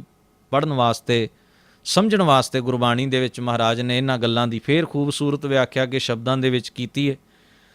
ਇੱਕ ਗੱਲ ਭਗਤ ਕਬੀਰ ਸਾਹਿਬ ਜੀ ਦਾ ਇੱਕ ਬੜਾ ਪਿਆਰਾ ਸ਼ਬਦ ਹੈ, ਰਾਗ ਗੌੜੀ ਦੇ ਅੰਦਰ 338 ਨੰਬਰ ਅੰਕ ਦੇ ਉੱਤੇ ਸ਼ਬਦ ਸੁਭਾਏਮਾਨ ਹੈ। ਭਗਤ ਜੀ ਨੇ ਜ਼ਿਕਰ ਬੜਾ ਪਿਆਰਾ ਕੀਤਾ ਹੈ। ਜੇ ਤਾਂ ਅਸੀਂ ਮੰਨ ਲਈਏ, ਅਸੀਂ ਧਾਤ ਦੀ ਗੱਲ ਕੀਤੀ ਹੈ, ਕਾਗਜ਼ ਦੀ ਗੱਲ ਕੀਤੀ ਹੈ, ਮਟੀਰੀਅਲ ਦੀ ਗੱਲ ਕੀਤੀ ਹੈ, ਉਸ ਸ਼ਬਦ ਦੇ ਅੰਦਰ ਭਗਤ ਜੀ ਨੇ ਇਸ ਗੱਲ ਉੱਤੇ ਕਟਾਕਸ਼ ਕੀਤਾ ਹੈ ਵੀ ਕੀ ਰੱਬ ਸਰੀਰਕ ਰੂਪ ਦੇ ਵਿੱਚ ਜਨਮ ਲੈ ਸਕਦਾ ਹੈ, ਉਹ ਜੂਨ ਵਿੱਚ ਆਉਂਦਾ ਹੈ। ਉਹਨਾਂ ਨੇ ਇਸ ਗੱਲ ਬਾਬਤ ਆਪਣਾ ਬੜਾ ਹੀ ਕੀਮਤੀ ਵਿਚਾਰ ਸਾਡੇ ਸਾਹਮਣੇ ਰੱਖਿਆ, ਸਾਡੇ ਸਮਝਣ ਹਿੱਤ। ਉਹ ਕਹਿੰਦੇ ਨੇ, 184 ਜੀ ਜੋਨ ਮੈਂ ਭ੍ਰਮਤ ਆਨੰਦ ਬਹੁ ਥਾਕੋ ਰੇ, ਭਗਤ ਹੇਤ ਅਵਤਾਰ ਲਿਓ ਹੈ, ਭਾਗ ਵੱਡੋ ਬਪੁਰਾ ਕੋਰੇ। ਬੜੀ ਕੀਮਤੀ ਗੱਲ ਉਹਨਾਂ ਨੇ ਕਹੀ ਵੀ ਸੰਸਾਰ ਅੰਦਰ ਨਾ ਇੱਕ ਖਿਆਲ ਧਰਮ ਦੀ ਦੁਨੀਆ ਦੇ ਅੰਦਰ ਪ੍ਰਚਲਿਤ ਹੈ, ਧਰਮ ਦੇ ਨਾਂ ਦੇ ਉੱਤੇ ਪੁਜਾਰੀਆਂ ਨੇ ਪ੍ਰਚਲਿਤ ਕੀਤਾ ਵੀ ਫਲਾਨਾ ਸਰੀਰਧਾਰੀ ਵਿਅਕਤੀ ਜੋ ਪੈਦਾ ਹੋਇਆ ਇਸ ਸਮੇਂ 'ਤੇ, ਇਸ ਸਥਿਤ ਨੂੰ, ਇਸ ਵਾਰ ਨੂੰ, ਇਸ ਦਿਨ ਨੂੰ, ਉਹ ਭਗਵਾਨ ਹੈ। ਹੁਣ ਗੱਲ ਕਹੀ ਕਬੀਰ ਸਾਹਿਬ ਜੀ ਨੇ, ਕਹਿਣ ਲੱਗੇ ਵੀ ਤੁਸੀਂ ਕਿਸੇ ਆਪਣੇ ਇਸ਼ਟ ਦੇ ਪ੍ਰਤੀ ਸ਼ਰਧਾ ਰੱਖੋ, ਗੱਲ ਵੱਖਰੀ ਹੈ, ਪਰ ਇਹ ਕਹੋ ਵੀ ਰੱਬ ਆਇਆ, ਇਹ ਕਹੋ ਵੀ ਰੱਬ ਨੇ ਮਾਂ ਦੀ ਕੁੱਖ ਤੋਂ ਜਨਮ ਲਿਆ, ਰੱਬ ਦਾ ਕੋਈ ਬਾਪ ਵੀ ਹੋਏਗਾ। ਤੇ ਉਹ ਮਾਂ ਬਾਪ ਜਿਹੜੇ ਆਪ ਜਨਮ ਤੇ ਮਰਨ ਦੇ ਚੱਕਰ ਵਿੱਚ ਪਏ ਹੋਏ ਨੇ, 184 ਜੀ ਜੋਨ ਮੈਂ ਭ੍ਰਮਤ ਆਨੰਦ ਬਹੁ ਥਾਕੋ ਰੇ, ਤੇ ਫਿਰ ਭਗਤ ਹੇਤ ਅਵਤਾਰ ਲਿਓ ਹੈ, ਭਾਗ ਵੱਡੋ ਬਪੁਰਾ ਕੇ। ਤੁਸੀਂ ਕਹਿੰਦੇ ਹੋ ਵੀ ਵੇਖਿਆ ਉਸ ਮਾਂ ਦੇ ਕਿੰਨੇ ਵੱਡੇ ਭਾਗ, ਉਸ ਬਾਪ ਦੇ ਕਿੰਨੇ ਵੱਡੇ ਭਾਗ, ਉਹਨਾਂ ਦੀ ਭਗਤੀ, ਉਹਨਾਂ ਦੀ ਤਪੱਸਿਆ ਵੱਲ ਵੇਖ ਕੇ ਭਗਵਾਨ ਆਪ ਉਹਨਾਂ ਦੀ ਕੁੱਖ ਵਿੱਚ ਆਇਆ ਤੇ ਭਗਵਾਨ ਨੇ ਉਹਨਾਂ ਦੇ ਘਰ ਵਿੱਚ ਆ ਕੇ ਉਸ ਮਾਂ ਬਾਪ ਰੂਪੀ ਜੋੜੇ ਤੋਂ ਦੇ ਸੰਯੋਗ ਤੋਂ ਜਨਮ ਲੈ ਲਿਆ, ਕਿਉਂਕਿ ਉਹਨਾਂ ਨੇ ਭਗਤੀ ਕੀਤੀ ਔਰ ਰੱਬ ਉਹਨਾਂ ਦੀ ਗਰਭ ਵਿੱਚ ਆਇਆ ਔਰ ਉਹਨੇ ਜਨਮ ਲਿਆ ਬੱਚੇ ਦੇ ਬਾਲਕ ਦੇ ਰੂਪ ਦੇ ਵਿੱਚ।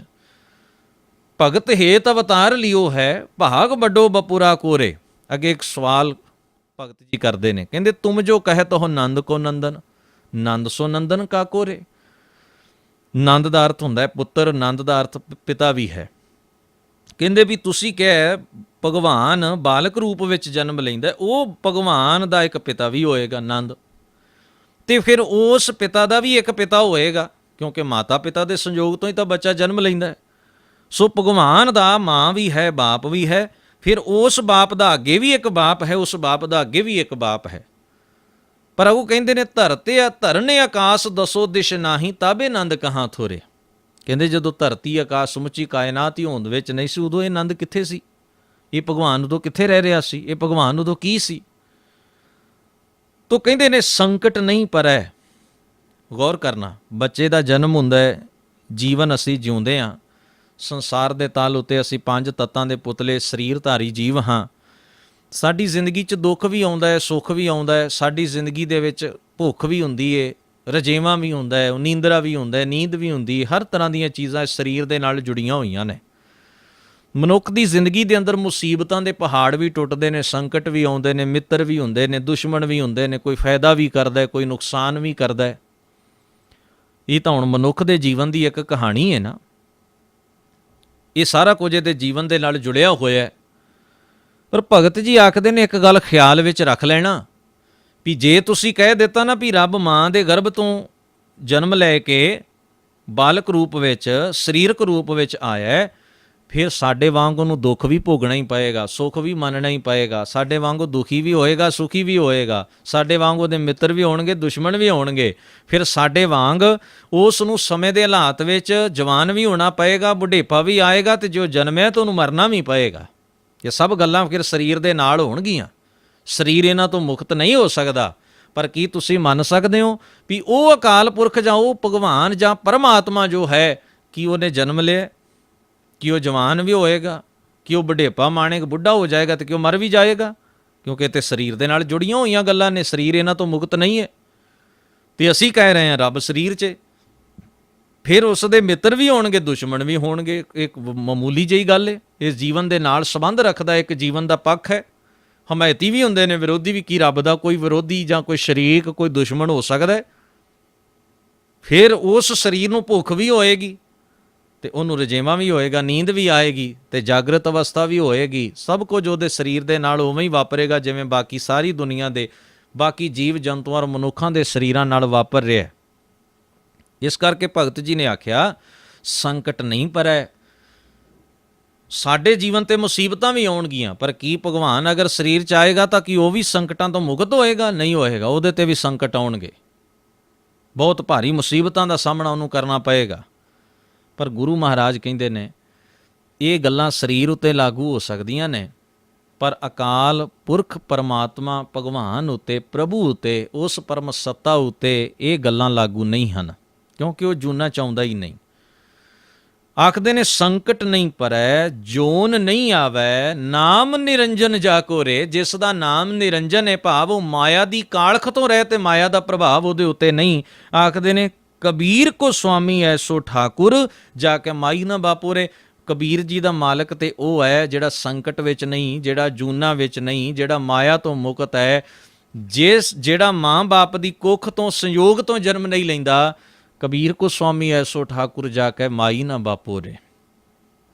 ਗੁਰੂ ਅਰਜਨ ਸਾਹਿਬ ਮਹਾਰਾਜ ਦਾ ਇੱਕ ਸ਼ਬਦ ਹੈ, 1136 ਨੰਬਰ ਪੰਨੇ ਦੇ ਉੱਤੇ ਭੈਰਵ ਰਾਗ ਦੇ ਅੰਦਰ ਗੁਰੂ ਅਰਜਨ ਸਾਹਿਬ ਮਹਾਰਾਜ ਫਰਮਾਉਂਦੇ ਨੇ, ਕਹਿੰਦੇ ਨੇ, ਭਰਮ ਭੁੱਲੇ ਨਰ ਕਰਤ ਕਚਰਾਇਣ। ਇੱਕ ਭੁਲੇਖੇ ਦੇ ਵਿੱਚ ਭੁੱਲੇ ਹੋਏ ਜੀਵ ਜਿਹੜੇ ਹਨ ਉਹ ਕੱਚੀ ਗੱਲ ਕਰਦੇ ਨੇ, ਔਰ ਉਹਨਾਂ ਦੀ ਕੱਚੀ ਗੱਲ ਇਹ ਹੁੰਦੀ ਏ ਵੀ ਰੱਬ ਜੂਨ ਵਿੱਚ ਆਇਆ, ਜਨਮ ਲਿਆ, ਰੱਬ ਅਸੀਂ ਬਣਾ ਲਿਆ, ਰੱਬ ਸਿਰਜ ਲਿਆ। ਇਹ ਸਾਰੀਆਂ ਗੱਲਾਂ ਗੁਰੂ ਅਰਜਨ ਸਾਹਿਬ ਕਹਿੰਦੇ ਭਰਮ ਭੁਲੇਖੇ ਦੇ ਵਿੱਚ, ਅਗਿਆਨਤਾ ਵਸ ਭੁਲੇਖੇ ਦੇ ਵਿੱਚ ਭੁੱਲੇ ਹੋਏ ਜੀਵ ਇਹੋ ਜਿਹੀਆਂ ਕੱਚੀਆਂ ਗੱਲਾਂ ਦੇ ਪਿੱਛੇ ਲੱਗਦੇ ਔਰ ਕੱਚੇ ਕੰਮ, ਕੱਚੀਆਂ ਗੱਲਾਂ ਨੂੰ ਆਪਣੇ ਮਨ 'ਚ ਰੱਖਦੇ ਨੇ। ਭਰਮ ਭੁੱਲੇ ਨਰ ਕਰਤ ਕਚਰਾਇਣ। ਉਹਨਾਂ ਨੇ ਕਿਹਾ ਜਨਮ ਮਰਨ ਤੇ ਰਹਿਤ ਨਰਾਇਣ। ਉਹ ਅਕਾਲ ਪੁਰਖ ਵਾਹਿਗੁਰੂ ਜਿਹੜਾ ਜਨਮ ਤੋਂ ਤੇ ਮਰਨ ਤੋਂ ਮੁਕਤ ਹੈ, ਰਹਿਤ ਹੈ, ਨਿਰਲੇਪ ਹੈ। ਨਾ ਉਹਦਾ ਜਨਮ ਹੈ, ਨਾ ਉਹਦੀ ਮੌਤ ਹੈ। ਉਹ ਇਹਨਾਂ ਚੀਜ਼ਾਂ ਤੋਂ ਬਹੁਤ ਪਰੇ ਹੈ, ਬਹੁਤ ਦੂਰ ਹੈ।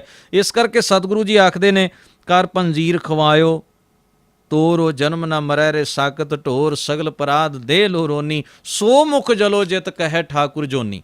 ਹਜ਼ੂਰ ਆਖਦੇ ਨੇ ਉਹ ਮੁਖ ਸੜ ਜਾਏ ਜਿਹੜਾ ਇਹ ਗੱਲ ਕਹਿੰਦਾ ਹੈ। ਸਤਿਗੁਰੂ ਸੱਚੇ ਪਾਤਸ਼ਾਹ ਕਹਿੰਦੇ ਨੇ ਉਹ ਮੁਖ ਸੜ ਜਾਏ ਜਿਹੜਾ ਇਹ ਗੱਲ ਕਹਿੰਦਾ ਹੈ ਵੀ ਉਹ ਠਾਕੁਰ, ਉਹ ਮਾਲਕ ਅਕਾਲ ਪੁਰਖ ਜੂਨ ਵਿੱਚ ਆਉਂਦਾ ਹੈ। ਇਸ ਕਰਕੇ ਸਤਿਗੁਰੂ ਸੱਚੇ ਪਾਤਸ਼ਾਹ ਜੀ ਆਪਣੀ ਮੁਬਾਰਕ ਬਾਣੀ ਦੇ ਅੰਦਰ ਇਹ ਸਿਧਾਂਤ ਬਿਆਨ ਕਰਦੇ ਨੇ। ਤੋ ਇਹ ਜੋ ਪੰਕਤੀਆਂ ਅਸੀਂ ਵਿਚਾਰ ਰਹੇ ਹਾਂ, ਇਹਨਾਂ ਦੇ ਪਿੱਛੇ ਬਹੁਤ ਵੱਡਾ ਇੱਕ ਸੱਤ ਖੜਾ ਹੈ। ਇਸ ਨੂੰ ਅਸੀਂ ਸਮਝਣ ਦਾ ਯਤਨ ਕਰਨਾ ਹੈ। ਉਹ ਪਰਮ ਸੱਤਾ ਅਕਾਲ ਪੁਰਖ ਜਿਸ ਦੀ ਗੱਲ ਸਤਿਗੁਰੂ ਜੀ ਨੇ ਆਰੰਭ ਵਿੱਚੋਂ ਸਾਡੇ ਨਾਲ ਸਾਂਝ ਪਾਉਂਦੇ ਆਏ ਨੇ ਬਾਣੀ ਦੇ ਰਾਹੀਂ, ਇੱਥੇ ਆ ਕੇ ਹਜ਼ੂਰ ਨੇ ਆਖਿਆ ਥਾਪਿਆ ਨਾ ਜਾਏ। ਉਸ ਨੂੰ ਅਸੀਂ ਮੂਰਤੀ ਵਾਂਗ, ਉਸ ਨੂੰ ਅਸੀਂ ਬੁੱਤ ਵਾਂਗ, ਉਸ ਨੂੰ ਤਸਵੀਰ ਵਾਂਗ ਥਾਪਣ ਟਿਕਾ ਨਹੀਂ ਸਕਦੇ, ਉਹਨੂੰ ਬਣਾ ਨਹੀਂ ਸਕਦੇ। ਭਗਤ ਜੀ ਨੇ ਇੱਕ ਗੱਲ, ਵਿਚਾਰ ਬੜਾ ਕੀਮਤੀ ਸਾਡੇ ਨਾਲ ਸਾਂਝਾ ਕੀਤਾ ਹੈ। ਇੱਕੈ ਪਾਥਰ ਕੀਜੈ ਪਾਉ, ਦੂਜੇ ਪਾਥਰ ਧਰੀਐ ਪਾਉ, ਜਿਉ ਦਿਓ ਤਾਂ ਉਹ ਪੀ ਦੇਵਾ, ਕਹਿ ਨਾਮ ਦਿਓ ਹਮ ਹਰ ਕੀ ਸੇਵਾ। ਭਗਤ ਨਾਮਦੇਵ ਸਾਹਿਬ ਕਹਿੰਦੇ ਜੇ ਇਹ ਰੱਬ ਹੈ ਤੇ ਉਹ ਵੀ ਰੱਬ ਹੈ। ਫਰਕ ਕਿਉਂ? ਦੋਨਾਂ ਦੇ ਅੰਦਰ ਅੰਤਰ ਕਿਉਂ? ਸਤਿਗੁਰੂ ਜੀ ਦੀ ਪਾਵਨ ਬਾਣੀ ਦਾ ਮੰਨਣਾ ਅਸੀਂ ਅਕਾਲ ਪੁਰਖ ਦਾ ਅਨੁਭਵ ਕਰੀਏ, ਉਹਨੂੰ ਮਹਿਸੂਸ ਕਰੀਏ, ਅਕਾਲ ਪੁਰਖ ਦੇ ਗੁਣਾਂ ਨੂੰ ਜੀਵਨ 'ਚ ਜੀਵੀਏ, ਔਰ ਕੁਦਰਤੀ ਨਿਯਮ ਨੂੰ, ਹੁਕਮ ਨੂੰ, ਰੱਬ ਦੇ ਭਾਣੇ ਨੂੰ ਮਿੱਠਾ ਕਰਕੇ ਮੰਨੀਏ ਔਰ ਉਹਦੇ ਹੁਕਮ ਵਿੱਚ ਜੀਵੀਏ। ਸਾਰੇ ਸੰਸਾਰ ਦੇ ਜੀਵਾਂ ਨੂੰ ਰੱਬ ਦਾ ਸਰੂਪ ਜਾਣ ਕੇ ਉਹਨਾਂ ਦੇ ਨਾਲ ਨੇਕੀ ਨਾਲ, ਸਤਿਕਾਰ ਨਾਲ, ਭਲਾਈ ਦੇ ਨਾਲ ਪੇਸ਼ ਆਈਏ। ਇਹੀ ਧਰਮ ਤੇ ਇਹੀ ਭਗਤੀ ਭਾਵ ਹੈ। ਸਤਿਗੁਰੂ ਪਾਤਸ਼ਾਹ ਜੀ ਆਖਦੇ ਨੇ ਕੀਤਾ ਨਾ ਹੋਏ ਉਹ ਸਾਡਾ ਕੀਤਾ ਨਹੀਂ ਹੋ ਸਕਦਾ, ਸਾਡਾ ਬਣਾਇਆ ਬਣ ਨਹੀਂ ਸਕਦਾ, ਸਾਡਾ ਉਸਾਰਿਆ ਉਸਰ ਨਹੀਂ ਸਕਦਾ, ਸਾਡਾ ਜਨਮਿਆ ਜਨਮ ਨਹੀਂ ਲੈ ਸਕਦਾ। ਥਾਪਿਆ ਨਾ ਜਾਏ, ਕੀਤਾ ਨਾ ਹੋਏ। ਅੱਗੇ ਹਜ਼ੂਰ ਆਖਦੇ ਨੇ ਆਪੇ ਆਪ, ਉਹਦਾ ਵਜੂਦ ਆਪਣੇ ਆਪ ਤੋਂ ਹੈ, ਉਹਦਾ ਵਜੂਦ ਸਾਡੇ ਕਰਕੇ ਨਹੀਂ। ਅਸੀਂ ਉਹਨੂੰ ਸਿਰਜ ਸਵਾਰ ਤੇ ਬਣਾ ਨਹੀਂ ਸਕਦੇ। ਸਤਿਗੁਰੂ ਸੱਚੇ ਪਾਤਸ਼ਾਹ ਆਖਦੇ ਨੇ ਆਪੇ ਆਪ ਨਿਰੰਜਨ ਸੋਏ। ਨਿਰੰਜਨ ਸ਼ਬਦ ਦਾ ਇੱਕ ਅਰਥ ਹੈ, ਅੰਜਨ ਦਾ ਅਰਥ ਹੁੰਦਾ ਹੈ ਕਾਲਖ। ਹੁਣ ਇਹਦੇ ਨਾਲ ਨੇ ਸ਼ਬਦ ਲੱਗ ਗਿਆ, ਨੈਗੇਟਿਵ ਹੋ ਗਿਆ, ਸ਼ਬਦ ਦਾ ਭਾਵ ਬਦਲ ਗਿਆ। ਨਿਰੰਜਨ, ਨਿਰਅੰਜਨ, ਅੰਜਨ ਤੋਂ ਰਹਿਤ, ਕਾਲਖ ਤੋਂ ਮੁਕਤ, ਜਿਹਦੇ ਉੱਤੇ ਮਾਇਆ ਵਿਕਾਰ ਪ੍ਰਭਾਵ ਨਹੀਂ ਪਾ ਸਕਦੇ, ਜਿਹਦੇ 'ਚ ਕੋਈ ਖਰਾਬੀ ਪੈਦਾ ਨਹੀਂ ਹੁੰਦੀ। ਹੁਣ ਸਰੀਰ ਜਨਮ ਲੈਂਦਾ, ਖਰਾਬੀ ਤਾਂ ਪੈਦਾ ਹੁੰਦੀ ਹੈ, ਰੋਗ ਘੇਰਦੇ ਨੇ। ਭੋਗੰ ਤਾਂ ਰੋਗੰ, ਸਰੀਰ ਭੋਗਦਾ ਤੇ ਰੋਗੀ ਵੀ ਹੁੰਦਾ, ਸਰੀਰ ਭੋਗਦਾ ਤੇ ਰੋਗੀ ਵੀ ਹੁੰਦਾ। ਸਤਿਗੁਰੂ ਸੱਚੇ ਪਾਤਸ਼ਾਹ ਆਖਦੇ ਨੇ ਉਹ ਜੋ ਹਸਤੀ ਹੈ ਉਹ ਨਿਰੰਜਨ ਹੈ, ਉਹਦੇ ਉੱਤੇ ਕਾਲਖ ਨਹੀਂ ਲੱਗਦੀ, ਉਹਦੇ ਉੱਤੇ ਮਾਇਆ ਦੀ ਲੇਸ ਨਹੀਂ, ਵਿਕਾਰਾਂ ਦਾ ਪ੍ਰਭਾਵ ਨਹੀਂ, ਭਾਵਨਾਵਾਂ ਦੇ ਵੇਗ ਉਹਦੇ ਤੇ ਅਸਰ ਨਹੀਂ ਕਰਦੇ। ਸਤਿਗੁਰੂ ਸੱਚੇ ਪਾਤਸ਼ਾਹ ਆਖਦੇ ਨੇ ਜਿਨ ਸੇਵਿਆ ਤਿਨ ਪਾਇਆ ਮਾਨ, ਜਿਨ੍ਹਾਂ ਨੇ ਉਸ ਨੂੰ ਸੇਵਿਆ, ਸੇਵਿਆ ਦਾ ਅਰਥ ਹੈ ਜਿਨ੍ਹਾਂ ਨੇ ਉਸ ਨੂੰ ਆਪਣੇ ਚੇਤੇ ਵਿੱਚ ਰੱਖਿਆ ਹੈ, ਜਿਨ੍ਹਾਂ ਨੇ ਉਸ ਅਕਾਲ ਪੁਰਖ ਵਾਹਿਗੁਰੂ ਨੂੰ ਯਾਦ ਵਿੱਚ ਵਸਾਇਆ, ਜਿਨ੍ਹਾਂ ਨੇ ਉਹਨੂੰ ਸਿਮਰਿਆ, ਜਿਨ੍ਹਾਂ ਨੇ ਉਹਦੇ ਗੁਣਾਂ ਦਾ ਆਪਣੇ ਮਨ ਅੰਦਰ ਚਿੰਤਨ ਕੀਤਾ ਹੈ। ਸਤਿਗੁਰੂ ਆਖਦੇ ਨੇ ਤਿਨਾਂ ਨੇ, ਜਿਨ੍ਹਾਂ ਨੇ ਵੀ ਸੇਵਿਆ, ਤਿਨਾਂ ਨੇ ਤਿੰਨ ਪਾਇਆ ਮਾਨ, ਉਹਨਾਂ ਨੇ ਆਤਮਕ ਆਦਰ ਸਤਕਾਰ ਹਾਸਲ ਕਰ ਲਿਆ ਹੈ। ਮਾਨ ਦਾ ਅਰਥ ਹੈ ਵਡਿਆਈ ਪ੍ਰਾਪਤ ਕਰਨਾ। ਉਹਨਾਂ ਨੂੰ ਆਤਮਕ ਵਡਿਆਈ ਮਿਲੀ ਹੈ ਵੀ ਉਹਨਾਂ ਦੀ ਸੂਰਤ ਵਿਕਾਰਾਂ ਵਿੱਚ ਭਟਕਦੀ ਨਹੀਂ, ਅਗਿਆਨਤਾ ਦੇ ਅੰਧਕਾਰ ਤੋਂ ਮੁਕਤ ਹੈ, ਵਹਿਮ ਭਰਮ ਕਰਮ ਕਾਂਡਾਂ 'ਚ ਨਹੀਂ ਉਲਝਦੀ, ਬੁਰਾਈ ਵਾਲੇ ਪਾਸੇ ਕੂੜ ਦੇ ਵਿੱਚ ਨਹੀਂ ਖਚਤ ਹੁੰਦੀ। ਉਹਨਾਂ ਦੀ ਸੁਰਤ ਜਿਹੜੀ ਹੈ ਉਹ ਉਹਨਾਂ ਗੁਣਾਂ ਨੂੰ ਅਪਣਾ ਕੇ ਪਰਮ ਸੱਤ ਵਾਲੇ ਪਾਸੇ ਤੁਰ ਪੈਂਦੀ ਹੈ। ਉਹਨਾਂ ਦੀ ਸੁਰਤ ਜਿਹੜੀ ਹੈ ਮੋਹ ਲੋਭ ਅਹੰਕਾਰ ਤੋਂ ਮੁਕਤ ਹੋ ਗਈ। ਇਹ ਉਹਨਾਂ ਨੂੰ ਵਡਿਆਈ ਹੈ ਜਿਹੜੀ ਅਕਾਲ ਪੁਰਖ ਦੇ ਗੁਣਾਂ ਦੇ ਵਿੱਚੋਂ ਪ੍ਰਾਪਤ ਹੋਈ। ਇਹ ਮਾਣ ਹੈ, ਇਹ ਮਾਣ ਬਾਰ-ਬਾਰ ਗੁਰਬਾਣੀ 'ਚ ਮੰਗਿਆ ਗਿਆ। ਸਤਿਗੁਰ ਆਇਓ ਸ਼ਰਨ ਤੁਹਾਰੀ, ਮਿਲੈ ਸੂਖ ਨਾਮ ਹਰ ਸ਼ੋਭਾ, ਚਿੰਤਾ ਲਾ ਹਮਾਰੀ। ਇਸੇ ਨੂੰ ਬਾਣੀ 'ਚ ਗੁਰੂ ਅਰਜਨ ਸਾਹਿਬ ਕਹਿੰਦੇ ਉਹ ਧਨਵੰਤ ਕੁਲਵੰਤ ਪਤਵੰਤ ਜੀਵਨ ਮੁਕਤ ਜਿਸ ਹਿਰਦੈ ਭਗਵੰਤ। ਸਤਿਗੁਰੂ ਆਖਦੇ ਅਸਲੀ ਪਤ ਵਾਲੇ ਇੱਜ਼ਤ ਵਾਲੇ ਉਹ ਨੇ, ਜੀਵਨ ਮੁਕਤ ਨੇ, ਜਿਸ ਹਿਰਦੈ ਜਿਨ੍ਹਾਂ ਦੇ ਹਿਰਦੇ ਦੇ ਵਿੱਚ ਉਸ ਅਕਾਲ ਪੁਰਖ ਦੇ ਅਕਾਲੀ ਗੁਣਾਂ ਦਾ ਵਾਸ ਹੋ ਗਿਆ। ਤੋ ਵਡਿਆਈ ਇਕੱਲੀ ਉਹ ਨਹੀਂ ਵੀ ਜੋ ਸੰਸਾਰ ਦੇ ਵਿੱਚ ਅਸੀਂ ਵਾਹ ਖੱਟ ਲਈ, ਚਾਰ ਆਦਮੀਆਂ ਨੇ ਸਾਨੂੰ ਸ਼ਾਬਾਸ਼ ਦੇ ਦਿੱਤੀ, ਪਿੱਠ ਥਾਪੜ ਦਿੱਤੀ, ਚਾਰ ਆਦਮੀ ਝੁਕ ਕੇ ਖਲੋ ਗਏ, ਅਸੀਂ ਬੜੇ ਫੁੱਲ ਜਾਂਦੇ ਹਾਂ ਵੀ ਇਹ ਵਡਿਆਈ ਹੈ, ਇਹ ਪ੍ਰਭਤਾ ਹੈ। ਪਰ ਇਹ ਉਹਨਾਂ ਚਿਰ ਹੀ ਹੈ ਜਿੰਨਾ ਚਿਰ ਇਸ ਪ੍ਰਭਤ, ਇਹ ਜਿਹੜੀ ਚੀਜ਼ ਕਰਕੇ ਤੁਹਾਡਾ ਸਤਿਕਾਰ ਹੋ ਰਿਹਾ, ਅਗਰ ਉਹ ਨਾ ਰਹੇ ਤਾਂ ਸਤਿਕਾਰ ਵੀ ਮਿੱਟੀ 'ਚ ਮਿਲ ਜਾਂਦਾ ਹੈ। ਜੀਵਨ ਦੀ ਵਡਿਆਈ ਕਿਸੇ ਹੋਰ ਚੀਜ਼ ਵਿੱਚ ਹੈ, ਜੀਵਨ ਦਾ ਅਸਲ ਸਤਿਕਾਰ ਕਿਸੇ ਹੋਰ ਚੀਜ਼ ਵਿੱਚ ਲੁਕਿਆ ਹੋਇਆ, ਜੀਵਨ ਦਾ ਅਸਲ ਆਦਰ ਕਿਸੇ ਹੋਰ ਵਸਤੂ ਦੇ ਵਿੱਚ। ਉਹ ਕੀ ਹੈ? ਉਹ ਹੈ ਸਚਿਆਰਾ ਜੀਵਨ, ਜਿਹਦੀ ਰਿਸਪੈਕਟ, ਜਿਹਦਾ ਸਤਿਕਾਰ, ਜਿਹਦਾ ਆਦਰ ਕਦੇ ਧੁੰਦਲਾ ਨਹੀਂ ਪੈਂਦਾ, ਜਿਹਦਾ ਸਤਿਕਾਰ ਸਦਾ ਕਾਇਮ ਰਹਿੰਦਾ। ਉਹਨਾਂ ਗੁਣਾਂ ਦੇ ਨਾਲ ਜੁੜ ਕੇ ਉਹ ਜੀਵਨ ਜਿਹੜਾ ਹੈ ਉਹ ਉਚੇਰਾ ਹੋ ਜਾਂਦਾ। ਸਤਿਗੁਰੂ ਸੱਚੇ ਪਾਤਸ਼ਾਹ ਆਖਦੇ ਨੇ ਜਿਨ ਸੇਵਿਆ, ਜਿਨ੍ਹਾਂ ਨੇ ਉਸ ਅਕਾਲ ਪੁਰਖ ਨੂੰ ਸਿਮਰਿਆ ਹੈ, ਤਿੰਨ ਪਾਇਆ ਮਾਨ, ਉਹਨਾਂ ਨੇ ਆਤਮਕ ਇੱਜ਼ਤ ਪ੍ਰਾਪਤ ਕਰ ਲਈ, ਉਹਨਾਂ ਨੇ ਪਰਮਾਤਮਾ ਦੇ ਦਰ ਤੋਂ ਵਡਿਆਈ ਤੇ ਆਦਰ ਹਾਸਲ ਕਰ ਲਿਆ। ਉਹਨਾਂ ਨੂੰ ਫਿਰ ਸੰਸਾਰ ਦੇ ਅਗਰ ਲੋਕ ਚੰਗਾ ਨਾਮ ਹੀ ਕਹਿਣ, ਉਹਨਾਂ ਦੇ ਪਿੱਛੇ ਜੀ ਹਜ਼ੂਰੀ ਨਾਮ ਹੀ ਕਰਨ, ਉਹਨਾਂ ਦੇ ਅੱਗੇ ਸਿਰ ਝੁਕਾ ਕੇ ਨਾਮ ਹੀ ਖਲੋਣ, ਤੇ ਉਹ ਹੱਤਕ ਮਹਿਸੂਸ ਨਹੀਂ ਕਰਦੇ। ਇਹ ਸਮਝਣ ਦੀ ਗੱਲ ਹੈ, ਵਿਚਾਰਨ ਦੀ ਗੱਲ ਹੈ। ਗੁਰੂ ਨੇ ਤਾਂ ਹੀ ਇਹ ਬਾਣੀ ਦੇ ਵਿੱਚ ਆਖਿਆ ਉਸਤਤ ਨਿੰਦਾ ਦੋ ਤਿਆਗੈ ਖੋਜੈ ਪਦ ਨਿਰਬਾਨਾ, ਜਨ ਨਾਨਕ ਕੇ ਖੇਲ ਕਟਨ ਹੈ ਕਿਨਹੂ ਗੁਰਮੁਖ ਜਾਨਾ। ਗੁਰੂ ਨੌਵੇਂ ਪਾਤਸ਼ਾਹ ਗੁਰੂ ਤੇਗ ਬਹਾਦਰ ਸਾਹਿਬ ਕਹਿੰਦੇ ਨੇ। ਸੋ ਦਾਤਾਰ ਸਤਿਗੁਰੂ ਜੀ ਆਖਦੇ ਨੇ ਨਾਨਕ ਗਾਵੀਐ ਗੁਣੀ ਨਿਧਾਨ। ਹੇ ਨਾਨਕ, ਇਸ ਕਰਕੇ ਅਸੀਂ ਵੀ ਸਾਰੇ ਗਾਈਏ, ਅਸੀਂ ਵੀ ਸਾਰੇ ਸਾਂਝ ਬਣਾਈਏ। ਗਾਵੀਏ ਦਾ ਅਰਥ ਹੈ ਸਾਂਝ ਬਣਾ ਲੈਣੀ। ਅਸੀਂ ਵੀ ਸਾਰੇ ਸਾਂਝ ਬਣਾਈਏ, ਵਿਚਾਰ ਕਰੀਏ।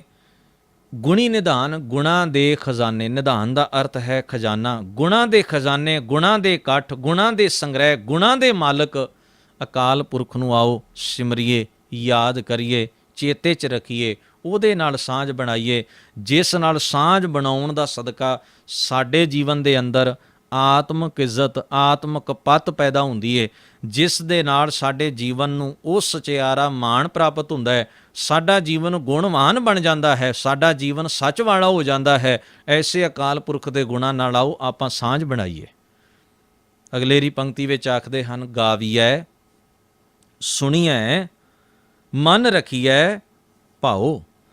ਸਤਿਗੁਰੂ ਆਖਦੇ ਨੇ ਗਾਈਏ ਵੀ ਉਸ ਨੂੰ, ਉਸ ਦੇ ਗੁਣਾਂ ਦਾ ਜ਼ਿਕਰ ਵੀ ਹੋਵੇ, ਉਸ ਦੀ ਵਡਿਆਈ ਦੀ ਗੱਲ ਵੀ ਹੋਵੇ, ਉਸ ਦੇ ਗੁਣਾਂ ਦਾ ਆਪਸ ਵਿੱਚ ਵਿਖਿਆਨ ਰਾਹੀਂ ਸਾਂਝ ਵੀ ਕਰੀਏ, ਤੇ ਸੁਣੀਏ ਵੀ ਇਸ ਨੂੰ। ਗਾਉਣਾ ਵੀ ਤੇ ਸੁਣਨਾ ਵੀ, ਭਾਵ ਸਾਂਝ ਬਣਾਉਣੀ। ਪਰ ਇਹ ਗਾਉਣਾ ਤੇ ਸੁਣਨਾ ਉਨਾ ਚਿਰ ਜੀਵਨ ਵਿੱਚ ਸਹੀ ਅਰਥਾਂ 'ਚ ਪਲਟਾ ਨਹੀਂ ਲਿਆ ਸਕਦਾ ਜਿੰਨਾ ਚਿਰ ਉਸ ਨਾਲ ਪ੍ਰੇਮ ਨਾ ਜੁੜ ਜਾਏ। ਇੱਕ ਗੱਲ ਖਾਸ ਧਿਆਨ ਦੇਣ ਵਾਲੀ ਹੈ, ਜਿਸ ਚੀਜ਼ ਨਾਲ ਸਾਡਾ ਪਿਆਰ ਹੁੰਦਾ ਹੈ, ਮਨ ਦਾ ਲਗਾਵ ਬਣ ਜਾਂਦਾ ਹੈ, ਉਹ ਚੀਜ਼ ਸਾਡੇ ਚੇਤੇ 'ਚ ਰਹਿੰਦੀ ਹੈ। ਸਾਡੇ ਕਿੰਨੇ ਹੀ ਮਿੱਤਰ ਹੁੰਦੇ ਨੇ, ਰਿਸ਼ਤੇਦਾਰ ਨੇ, ਪਰ ਸਾਰੇ ਰਿਸ਼ਤੇਦਾਰਾਂ ਦਾ ਸਾਨੂੰ ਹਰ ਵੇਲੇ ਚੇਤਾ ਨਹੀਂ ਹੁੰਦਾ। ਸਾਰੇ ਮਿੱਤਰ ਸਾਡੇ ਹਰ ਵੇਲੇ ਚੇਤੇ 'ਚ ਨਹੀਂ ਰਹਿੰਦੇ। ਲੋੜ ਪੈਣ ਉੱਤੇ ਹਰ ਇੱਕ ਦਾ ਵਾਰੀ-ਵਾਰੀ ਚੇਤਾ ਆਉਂਦਾ ਰਹਿੰਦਾ ਹੈ। ਪਰ ਜਿਸ ਮਿੱਤਰ ਨਾਲ ਸਾਡਾ ਖਾਸ ਲਗਾਵ ਹੋਵੇ, ਅਸੀਂ ਕੋਈ ਵੀ ਚੀਜ਼ ਖਰੀਦੀਏ, ਕਿਤੇ ਵੀ ਜਾਈਏ, ਕੋਈ ਦੁੱਖ ਪੈ ਜਾਏ, ਸੁੱਖ ਪੈ, ਸਭ ਤੋਂ ਪਹਿਲਾਂ ਉਸ ਮਿੱਤਰ ਨੂੰ ਹੀ ਦੱਸਿਆ ਜਾਂਦਾ ਹੈ। ਸਰਾਏ ਵੀ ਉਹਦੀ ਲਈ ਜਾਂਦੀ ਹੈ, ਸੱਦਿਆ ਵੀ ਉਹਨੂੰ ਜਾਂਦਾ ਹੈ, ਸਾਂਝ ਵੀ ਉਹਦੇ ਨਾਲ ਕੀਤੀ ਜਾਂਦੀ ਹੈ। ਉਹਦੇ ਦੁੱਖ ਸੁੱਖ ਵਿੱਚ ਬੰਦਾ ਜ਼ਿਆਦਾ ਸ਼ਰੀਕ ਹੁੰਦਾ ਹੈ, ਉਹਨੂੰ ਛੇਤੀ ਸੱਦਦਾ ਹੈ ਆਪਣੇ ਦੁੱਖ ਵਿੱਚ ਸ਼ਾਮਲ ਕਰਨ ਲਈ, ਸੁੱਖ ਵਿੱਚ ਸ਼ਾਮਲ ਕਰਨ ਲਈ, ਕਿਸੇ ਵੀ ਮਨ ਦੀ ਖੁਸ਼ੀ ਦਾ ਇਜ਼ਹਾਰ ਕਰਨਾ। ਸਭ ਤੋਂ ਪਹਿਲਾਂ ਉਸ ਮਿੱਤਰ ਤੇ 50 ਨੇ, ਪਰ ਉਸ ਮਿੱਤਰ ਦੇ ਨਾਲ ਸਭ ਤੋਂ ਵੱਧ ਹਰ ਗੱਲ ਸਾਂਝੀ। ਕਿਉਂ? ਕਿਉਂਕਿ ਉਹਦੇ ਨਾਲ ਦਿਲ ਦਾ ਲਗਾਵ ਹੈ। ਪਿਆਰ ਹੋਣ ਕਰਕੇ ਉਸ ਮਿੱਤਰ ਦੀਆਂ ਖੂਬੀਆਂ, ਉਹਦੇ ਔਗਣ, ਉਹਦੀਆਂ ਚੰਗਿਆਈਆਂ ਸਾਰੀਆਂ ਸਾਨੂੰ ਪਤਾ ਹੁੰਦੀਆਂ ਨੇ। ਅਸੀਂ ਧਿਆਨ ਰੱਖਦੇ ਹਾਂ ਉਸ ਗੱਲ ਦਾ। ਲਗਾਵ ਤੇ ਪਿਆਰ ਦਾ ਮਤਲਬ ਇਹ ਹੈ। ਇੱਕ ਹੋਰ ਉਦਾਹਰਣ ਦੇ ਰਿਹਾ ਹਾਂ। ਅਸੀਂ ਧਰਮ ਗ੍ਰੰਥ ਦਾ ਪਾਠ ਕੀਤਾ, ਧਰਮ ਗ੍ਰੰਥ ਦਾ ਪਾਠ ਕੀਤਾ ਹੈ, ਪਰ ਉਸ ਨੂੰ ਆਪਣੇ ਮਨ ਅੰਦਰ ਨਹੀਂ ਵਸਾਇਆ। ਕਾਰਨ ਉਹ ਪਿਆਰ ਨਹੀਂ ਸੀ ਦਿਲੀ। ਜੇ ਦਿਲ ਅੰਦਰ ਪਿਆਰ ਹੁੰਦਾ ਤਾਂ ਅਸੀਂ ਉਸ ਨੂੰ ਪੜ੍ਹਦੇ, ਬੁੱਝਦੇ ਔਰ ਉਹਨੂੰ ਚੇਤੇ ਵਿੱਚ ਰੱਖਦੇ ਵੀ ਸਾਡੇ ਗੁਰੂ ਨੇ ਗੱਲ ਕਹਿ ਦਿੱਤੀ ਹੈ। ਤੋ ਕਹਿਣ ਤੋਂ ਭਾਵ ਹੈ, ਗਾਇਆ ਹੋਇਆ ਬੰਦਾ ਕੁਝ ਸਮੇਂ ਲਈ ਗਾਉਂਦਾ ਹੈ, ਕੁਝ ਸਮੇਂ ਲਈ ਕਥਦਾ ਹੈ, ਕੁਝ ਸਮੇਂ ਲਈ ਵਿਖਿਆਨ ਕਰਦਾ ਹੈ, ਕੁਝ ਸਮੇਂ ਲਈ ਬੰਦਾ ਸੁਣਨ ਵਾਲਾ ਸੁਣਦਾ ਹੈ। ਉਹ ਜਿੰਨਾ ਚਿਰ ਕਥਦਾ ਰਹੇ, ਜਿੰਨਾ ਚਿਰ ਗਾਉਣ ਵਾਲਾ ਗਾਉਂਦਾ ਰਹੇ, ਸੁਣਾਉਣ ਵਾਲਾ ਸੁਣਾਉਂਦਾ ਰਹੇ, ਗੱਲ ਕਰਨ ਵਾਲਾ ਕਰਦਾ ਰਹੇ, ਜਿੰਨਾ ਚਿਰ ਸੁਣਨ ਵਾਲਾ ਸਾਹਮਣੇ ਬੈਠਾ ਸੁਣਦਾ ਰਹੇ, ਉਹਨਾਂ ਕੁ ਚਿਰ ਗੱਲ ਬੜੀ ਚੰਗੀ ਲੱਗਦੀ, ਸੋਹਣੀ ਲੱਗਦੀ ਹੈ। ਪਰ ਜਦੋਂ ਉਹ ਸਾਰਾ ਪ੍ਰੋਗਰਾਮ ਸਮਾਪਤ ਹੋ ਜਾਏ, ਫਿਰ ਬੰਦਾ ਕਹਿਣ ਵਾਲਾ ਵੀ ਭੁੱਲ ਜਾਂਦਾ ਹੈ ਅਤੇ ਸੁਣਨ ਵਾਲਾ ਵੀ ਭੁੱਲ ਜਾਂਦਾ। ਉਹਨਾਂ ਨੂੰ ਦੋਵਾਂ ਨੂੰ ਹੀ ਇਸ ਗੱਲ ਦਾ ਗਿਆਨ ਨਹੀਂ ਰਹਿੰਦਾ ਵੀ ਕੀ ਹੋਇਆ ਅਤੇ ਕੀ ਕਰਨਾ ਚਾਹੀਦਾ, ਅਸੀਂ ਕੀ ਵਿਚਾਰ ਕੀਤੀ ਹੈ ਅਤੇ ਸਾਨੂੰ ਕਿਵੇਂ ਹੁਣ ਅੱਗੇ ਕੰਮ ਕਰਨਾ ਚਾਹੀਦਾ। ਉਹ ਦੋਵੇਂ ਨੇ, ਕਹਿਣ ਵਾਲੇ ਵੀ ਛੱਡ ਦਿੱਤੀ, ਸੁਣਨ ਵਾਲੇ ਵੀ ਉੱਥੇ ਹੀ ਛੱਡ ਦਿੱਤੀ। ਕਿਉਂ? ਕਿਉਂਕਿ ਮਨ ਅੰਦਰ ਲਗਾਵ ਨਹੀਂ ਬਣਿਆ, ਮਨ ਅੰਦਰ ਨਹੀਂ ਵਸੀ ਉਹ ਗੱਲ।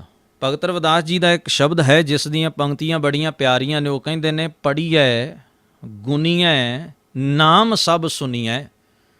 ਅਸੀਂ ਅਕਾਲ ਪੁਰਖ ਦੇ ਬਾਰੇ, ਅਕਾਲ ਪੁਰਖ ਦੇ ਗੁਣਾਂ ਅਤੇ ਨਾਮ ਬਾਰੇ ਪੜ੍ਹਦੇ ਵੀ ਹਾਂ, ਧਰਮ ਗ੍ਰੰਥ ਦਾ ਪਾਠ ਕੀਤਾ, ਗੁਣੀਐ ਗੁਣ ਗਣਾਉਂਦੇ ਗਾਉਂਦੇ ਵੀ ਹਾਂ, ਨਾਮ ਸਭ ਸੁਣੀਐ ਸਾਰੇ ਜਾਣੇ ਅਸੀਂ ਸੁਣਦੇ ਵੀ ਹਾਂ। ਪਰ ਅਨਭਉ ਭਾਉ ਨਾ ਦਰਸੈ, ਨਾ ਸਾਡੇ ਅੰਦਰ ਉਹਦੇ ਦਰਸ਼ਨਾਂ ਦੀ ਅਨੁਭਵ ਦੀ ਖਿੱਚ ਪਈ ਅਤੇ ਨਾ ਸਾਡੇ ਅੰਦਰ ਪਿਆਰ ਪੈਦਾ ਹੋਇਆ।